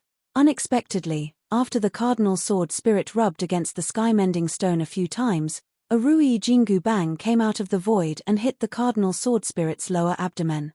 The Cardinal Sword Spirit was knocked out of the Stone Monkey Palace and flew back to the entrance of the 12 heavenly palaces. This was why the scene at the beginning of chapter 959 happened. The Cardinal Sword Spirit didn't think that there was anything wrong with this. This was the great sage's personality. He didn't catch the Rui Jingu bang because he wasn't strong enough. However, if the Cardinal Sword Spirit knew that the two people who passed the checkpoint had the choice of choosing one out of the 10 hairs, he might vomit blood and die from anger. Chapter 983. Military Governor, what do you think is going on with the Great Sage, Heaven's Equal and the 6 little children? Why do I get the feeling that there's a huge secret hidden in this? Liu Qingmai had been thinking about this question along the way, but she could not come up with an answer. She had no choice but to turn to the seemingly smarter military governor. Perhaps.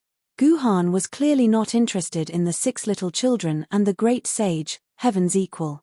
Truth be told, he had no idea what the 6 little children and the Great Sage, Heaven's Equal were, and what their relationship was. How could he possibly know the answer to such a question? But I think there's something else we should be concerned about. Don't you think it's strange? We haven't even seen the 10th palace yet. Liu Qingmai was shocked to realize that she had been away from the Stone Monkey Palace for quite some time now after hearing the military governor's words. Logically speaking, the 10th palace should have appeared in front of them the moment they left the Stone Monkey Palace. But now, they were walking on a mountain path shrouded in mist, and the 10th palace was nowhere to be seen. The 12 skyscraping palaces are obviously named according to the order of the Chinese zodiac. According to the rules, the 10th palace should be related to chickens. Liu Qingmai mumbled to herself, "Say, what should the 10th palace be called? Rooster Palace? Hen Palace? Little Chicken Palace?" But why do I have a feeling that according to Jiandi's naming style, it's more likely to be called Rooster Palace? When Liu Qingmai spoke of the Chicken Palace, her voice had already become extremely soft. Moreover, after saying these 3 words, her face became even redder.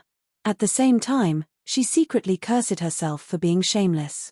I must have been influenced by this stinky military governor. My mouth is full of nonsense. "Look, what's that?" said the military governor as he pointed to the front. Liu Qingmai followed the direction of the military governor's finger, and saw a chicken coop in the middle of a field of grass. The coop was deserted, and there was not a single chicken in sight.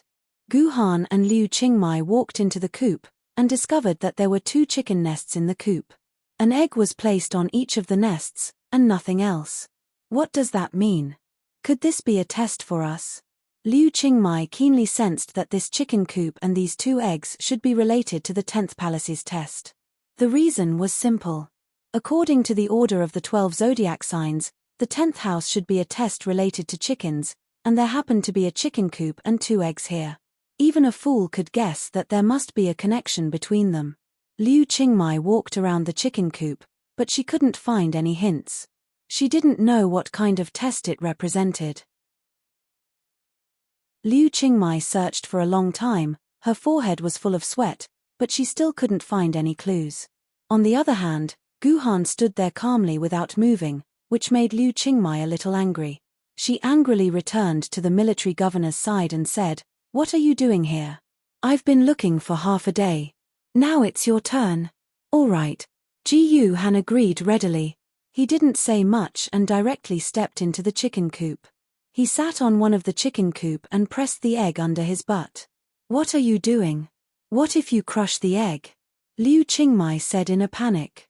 "Of course I'm incubating the egg," Guhan said calmly. The chicken coop in a normal chicken coop should be one, not divided into 2 separate chicken coop like this. More importantly, don't you think this chicken coop is too big for a hen? After Guhan finished speaking, he didn't explain anything. Although Liu Qingmai wanted to refute the military governor, she couldn't say anything. Obviously, Liu Qingmai also felt that what the military governor said made sense. Helpless, Liu Qingmai could only imitate the military governor and sat next to the military governor, putting the egg under her butt. However, after sitting on it, Liu Qingmai couldn't help but say, "I heard that it takes 21 days for a hen to incubate an egg. Are we going to sit here for 21 days? I'll sit here for an hour at most." Guhan opened his eyes and turned his head to Liu Qingmai. "If there's no reaction from this egg within an hour, I'll kill myself." "What? What did you say?" Liu Qingmai was stunned. This military governor was too cruel to himself. If the egg couldn't hatch within an hour, he could just give up the skyscraping 12 temples test and go down the mountain. Why would he kill himself? Was this person crazy? Liu Qingmai didn't have time to think about it. Suddenly, she felt a movement under her butt. Liu Qingmai could clearly feel the egg under her but shaking slowly. At the same time, there was a slight knocking sound from the inside of the eggshell to Liu Qingmai's butt. It was as if there was a little life in the eggshell that was about to break out. Damn! It's only been a few minutes, and it's about to hatch. Liu Qingmai turned her head to look at the admiral's reaction, only to find that he had already stood up from the chicken coop. The egg under his buttocks began to vibrate violently like a jumping egg. At the same time, cracks began to appear on the eggshell. It was obvious that the chick was about to break out of its shell. At the same time, Liu Qingmai found that the egg under her but had also become a jumping egg. The vibration made her lower body feel numb. Liu Qingmai quickly jumped up from the chicken coop and found that there were some faint water stains on the eggshell. She immediately looked at the military governor with a guilty conscience. When she found that the other party didn't pay attention to her egg, she breathed a sigh of relief and began to quietly wait for her chick to hatch. Because Guhan hatched earlier than Liu Qingmai, Guhan's chick was also the first to come out of the eggshell. When a new life broke out of the eggshell in Guhan's egg and came to this brand new world, Liu Qingmai, who was watching all this, seemed to feel the glory and shock of life.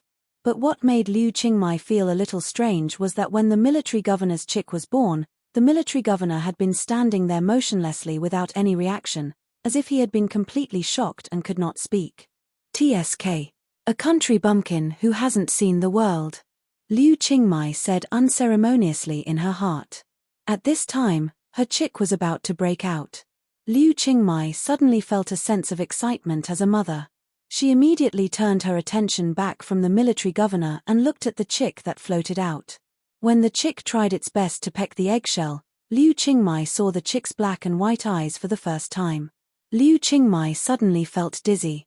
The whole world became a kaleidoscope in an instant, and her spirit completely fell into a state of confusion.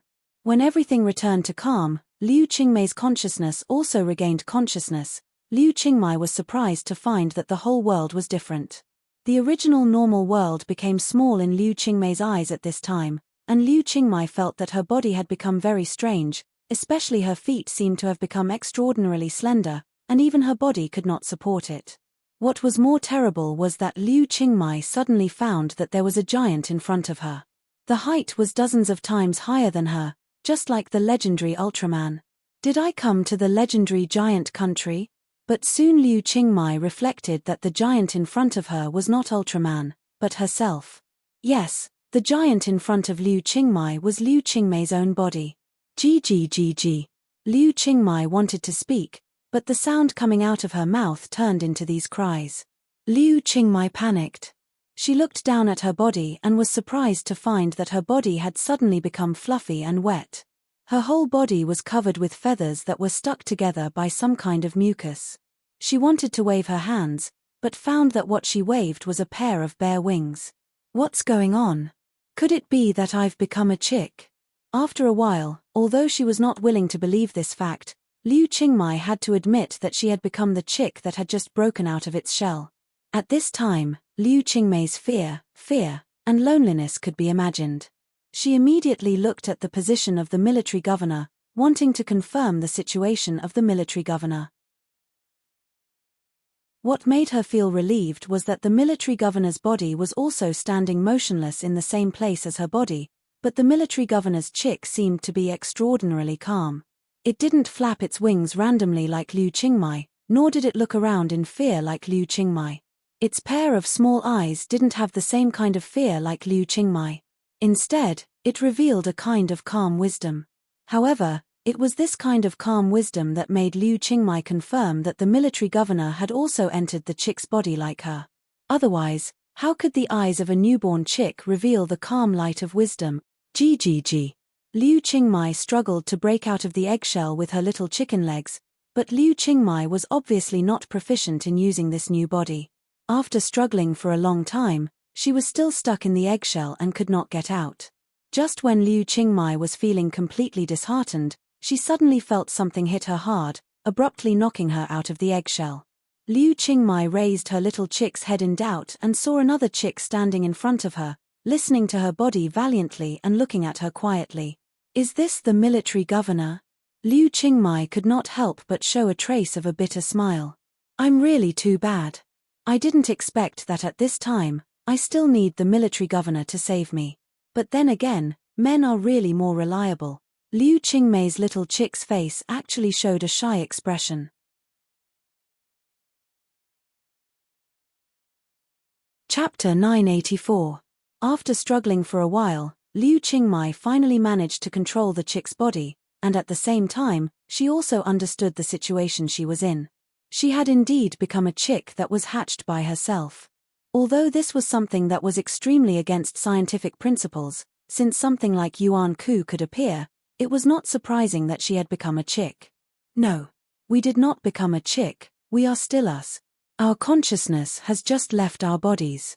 Suddenly, the voice of the military governor came from Liu Qingmei's chick's head. However, this voice was not transmitted in the form of sound, but in a more direct way of thought, as if the thoughts of the military governor had directly appeared in Liu Qingmei's mind. What do you mean?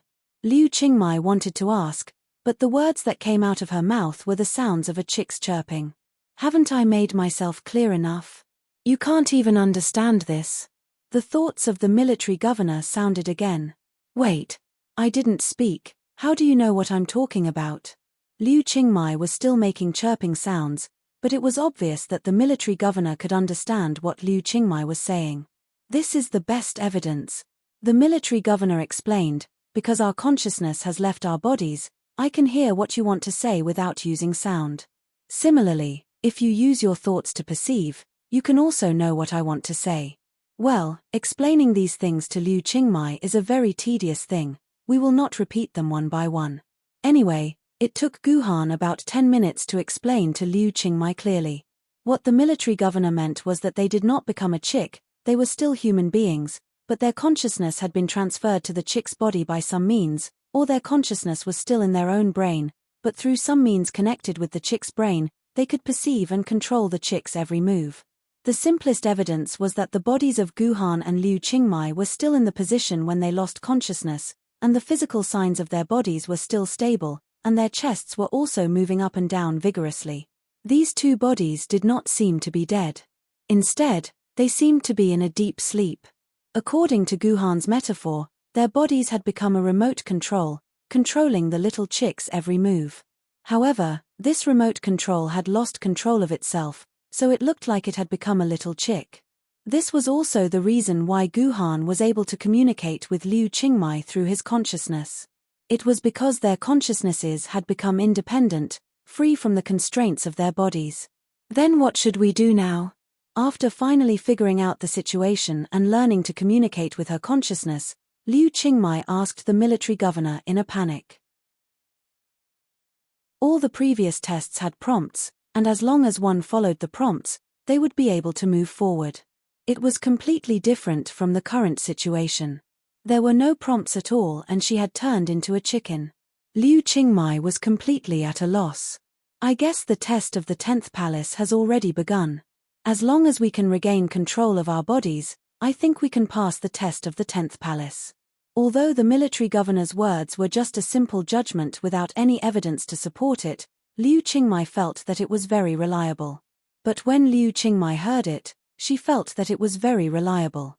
She couldn't help but believe the commander's words, because no matter what, Even if regaining control of the body couldn't pass the test of the 10th palace, regaining control of the body wouldn't go wrong.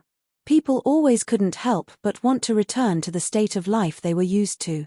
So the question now was, what should Liu Qingmai and Guhan do to return to their original state? One had to know that there were no prompts in the whole chicken coop, and Liu Qingmai and Guhan's bodies were just 2 newborn chicks. What gave Liu Qingmai a headache was that the chicken brain, especially the chicken brain, was about the size of a watermelon seed. Using her brain to think about some problems made Liu Qingmai feel mentally exhausted. She was eager to find a place to sleep. I don't know. Guhan's thought was transmitted coldly.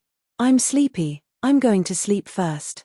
Liu Qingmai turned her chicken head and saw the military governor's chicken lying in the chicken coop and sleeping, as if he did not care about the fact that he had become a chicken. Liu Qingmai was helpless, and at the same time, she could not resist the waves of sleepiness. She could only sleep with the military governor. Liu Qingmai was awakened by bursts of hunger. When she opened her eyes, she found that her body was constantly feeling hungry. It was a hunger that could only be felt after starving for a month. If she could, Liu Qingmai felt that she could eat at least 200 to 300 chicken legs. Wait, what are you eating? When Liu Qingmai turned around, she found that the military governor was actually eating a white thing with relish. This bad guy, there was delicious food, but he did not call me eggshell. The military governor replied concisely. Liu Qingmai looked carefully. That white thing was indeed an eggshell. How can you eat this thing? Can this thing be eaten? Liu Qingmai said incredulously. The eggshell of living creatures is rich in calcium and some trace elements that can help the growth of chicks. Eating one's own eggshell can not only replenish the energy that chicks need, but also accelerate the growth of chicks and strengthen the chick's bones. Simply put, eating one's own eggshell is a thing that has hundreds of advantages and no disadvantages. If you are not interested in your own eggshell, then I can help you eat your eggshell. Get lost. This is my thing, I'm not letting you eat it. When Liu Qingmai heard this, she immediately flapped her young chicken wings to protect her own eggshell. Then she could not wait to use her small mouth to peck the finest piece of eggshell into her stomach. These eggshells that Liu Qingmai usually would feel uncomfortable when she ate them, and she would not even touch them. At this time, in Liu Qingmai's mouth, the eggshell suddenly became a delicious taste. When it entered her stomach, she felt a little more strength in her body, and the taste was as crisp and delicious as if it was connected to her bones. Liu Qingmai, who had a great appetite, quickly ate all the eggshells into her stomach. Suddenly, she felt that her body had regained its strength, and even her height seemed to have grown a little. The originally sticky feathers on her body had completely stretched out, turning into warm and lovely golden fluff. Are you full? Let's go out and explore. I think there must be some hints around here, Guhan said to Liu Qingmai. Without waiting for her reply, he directly jumped out of the chicken coop and headed towards the unknown outside. Wait for me. Liu Qingmai did not want to stay in the chicken coop alone. She could only follow behind the military governor as they explored the unknown world together. The next hour was the strangest hour of Liu Qingmai's life. She observed the world from the perspective of a little chick, and discovered that the world was completely different. It was filled with strange novelty and terrifying interests. The grass that usually didn't reach Liu Qingmai's ankles had now become a jungle as tall as her in Liu Qingmai's eyes. The small stones in the past had become towering boulders. Liu Qingmai also found a rubber tire left here by someone. At this time, the rubber tire looked like a Ferris wheel. Liu Qingmai had discovered many interesting things in the past hour, but none of them had anything to do with the method of turning back into a human. Aside from the bushes and trash, there was nothing else. There were no hints at all. Or did Sword Emperor Liu Nian not leave any hints about turning back into a human? Just as Liu Qingmai was feeling despair, she suddenly discovered some very bright-colored things in the distant underbrush. She immediately spread her little chicken legs and dashed towards the object, only to find that it was actually a magazine. Bosom Friend Story Club, February 2017, issue 984. A Scam of Desire. Are we all slaves to desire? Germany's orthopedics department. Why are Chinese youngsters heading to Germany for treatment? Just how big is the gap between China and Germany? Return to your heart. Don't let the mundane world taint your heart. The tortoise race with the hare, the tortoise's shocking conspiracy. From a sister to a daughter to a wife. My world cannot be without her. The story here, China's population policy has been turbulent for 50 years. Seeing these very familiar titles, Liu Qingmei's little chicken head revealed a trace of a smile. Seeing these titles, Liu Qingmei felt a sense of joy in her heart.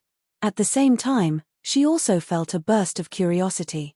According to the Time, this bosom friend story club had already been written for 60 years. 60 years ago, the great calamity had yet to descend upon this world. Mankind was still in a state of joy and laughter, and Liu Qingmei's grandfather had only just been born. Liu Qingmei wanted to know what the world was like 60 years ago.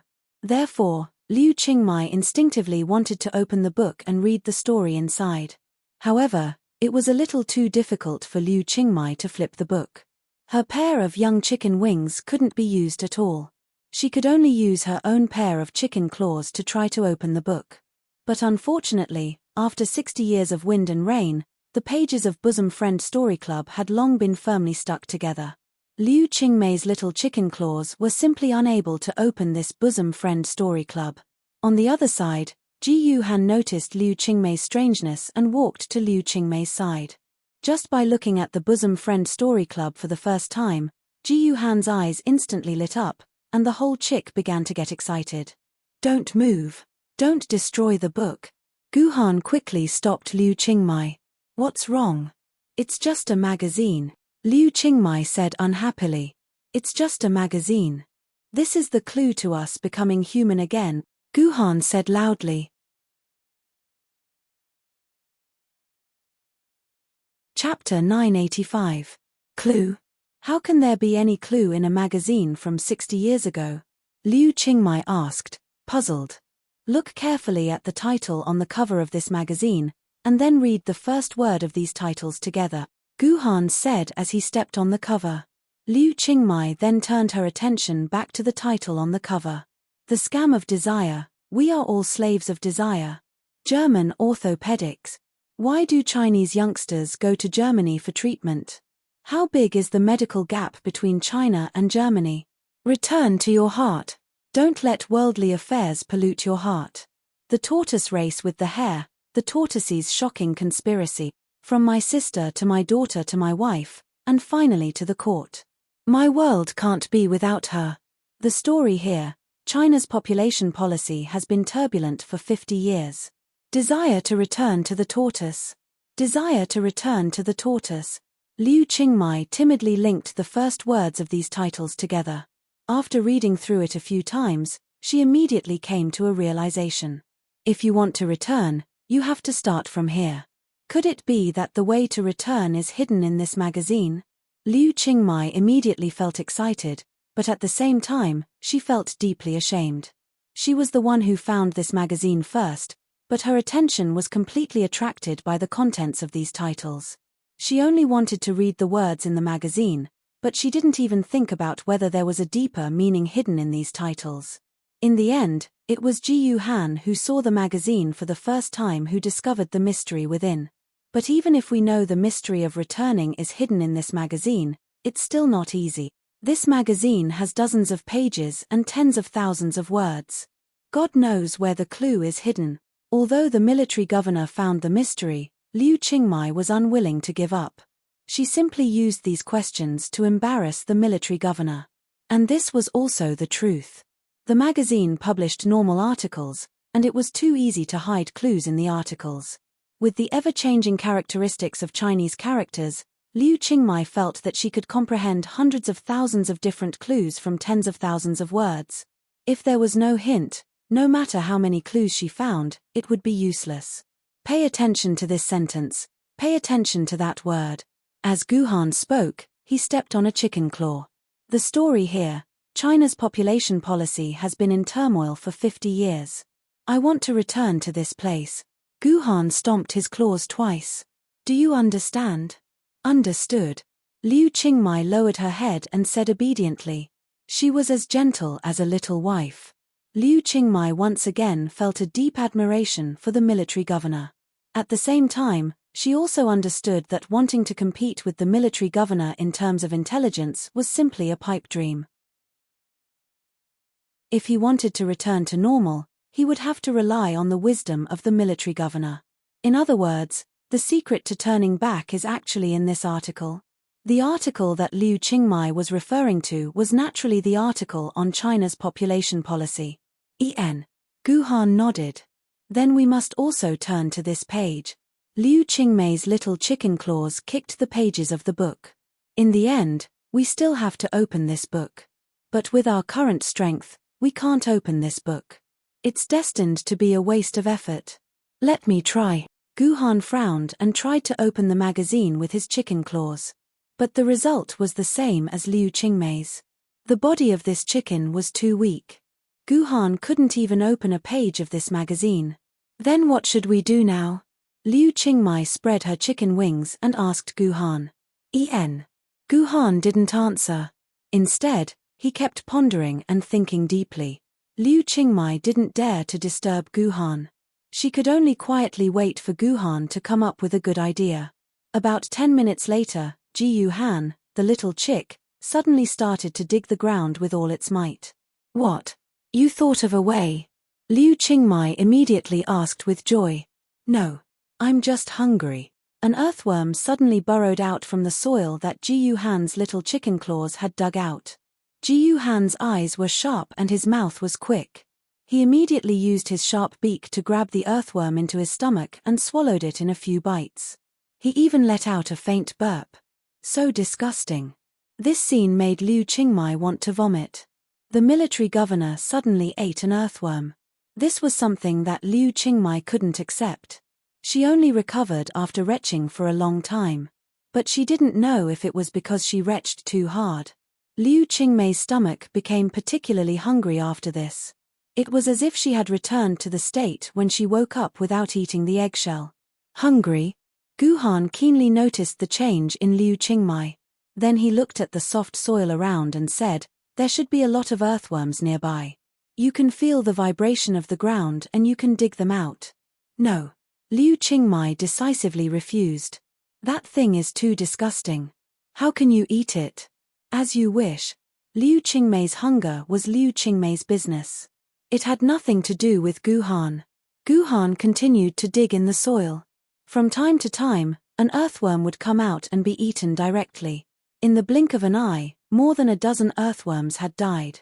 Liu Qingmai didn't know if it was an illusion. She felt that after Gu Han ate the earthworms, his whole body seemed to grow at a speed visible to the naked eye. She and Gu Han were the same height as Gu Han, but now Liu Qingmai felt that she seemed to be a head shorter than Gu Han. This point was completely revealed after Gu Han ate hundreds of earthworms. Gu Han's body was not just a head bigger than Liu Qingmei's, but it was almost twice as big. At the same time, the feathers on his body were more plump, and his body was gradually approaching that of an adult chicken. This showed that this was not a simple increase in body size, but Gu Han had grown up, and this growth speed was more than 100 times faster than a normal rooster. However, at this time, Liu Qingmai had no time to care about Gu Han's growth speed. The intense hunger was constantly attacking Liu Qingmei's brain.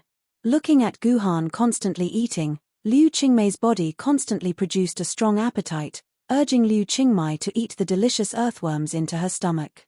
Liu Qingmai completely relied on human reason to suppress this kind of appetite, otherwise she could rely on her body's instinct to devour all those earthworms. Eat. Suddenly, Jiyu Han, who had eaten and drank to his heart's content, threw an earthworm in front of Liu Qingmai. The body of an earthworm contains a large amount of protein and lipids. At the same time, there are hundreds of kinds of nutrients that the body needs. The nutritional value is extremely high. It is said that before the Great Destruction, there was a longevity village in Guangdong. The old people in this village had the habit of eating earthworms. Our ancestors had eaten earthworms long ago, not to mention that you are now a chicken. Chickens eat earthworms. When Los Angeles was besieged 200 years ago, many people in Los Angeles survived by eating earthworms. That's all I have to say. Whether you eat it or not is up to you. After saying that, Guhan left Liu Qingmai. Liu Qingmai hesitated for a long time, and finally made up her mind. She closed her eyes and ate the earthworm into her stomach. When the earthworm entered her mouth, Liu Qingmai felt as if she had eaten a peerless delicacy.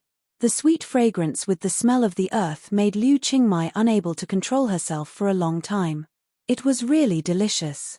As the saying goes, if there is one, there will be two, and if there is two, there will be three. After eating an earthworm, it was not difficult to eat more earthworms. Liu Qingmai simply let go of her stomach, and learned from the military governor to dig out earthworms from the soil, and ate them one by one. Liu Qingmai felt that her stomach was like a bottomless pit. She ate one earthworm after another, but she never felt full. She was still so hungry. After eating hundreds of earthworms like Guhan, the hunger disappeared. Liu Qingmei's body also more than doubled like Guhan's, as if she had turned from a baby to a child of 11 or 12 years old. When Liu Qingmai was eating, Guhan, who had already eaten and drunk to his heart's content, began to study the Bosom Friend Story Club again. Because his body had more than doubled, Guhan felt that with his current strength, he might be able to open this Bosom Friend Story Club. But it was a pity that this book was so sticky that Guhan still couldn't separate the pages. At this time, Guhan suddenly heard a rustling sound. These sounds were very low, so low that ordinary people couldn't hear such sounds at all. But Guhan was not a human now, he was a chicken, and this sound was especially clear in the chicken's ears. Soon, Guhan could distinguish that this was the sound of the grass being pressed and broken by something. Obviously, in the lush grass that he couldn't see clearly, something was secretly approaching him. Intuition told Guhan that this thing was probably not friendly. Liu Qingmai, run. Suddenly, Guhan said to Liu Qingmai, who was in the distance. Liu Qingmai was stunned, and instinctively twisted to the side, and then a black shadow flew past Liu Qingmei's previous position. It's a golden silk python, Liu Qingmai exclaimed. This black shadow that appeared was none other than the golden silk python that she had seen in the Serpentine Palace. It was just that compared to the huge golden silk python of the Serpentine Palace, the golden silk python at this time was more like their child. Its body was only 1/5 the size of the Serpentine Palace. Of course, such a golden silk python was no threat to Jiyu Han and Liu Qingmai, but to the two chicks, it was no less than a jackal or a ferocious beast. It could almost sentence the two chicks to death. You're tuning in to the Celestial War YouTube channel. Don't forget to subscribe and join us on this journey to catch the most captivating stories.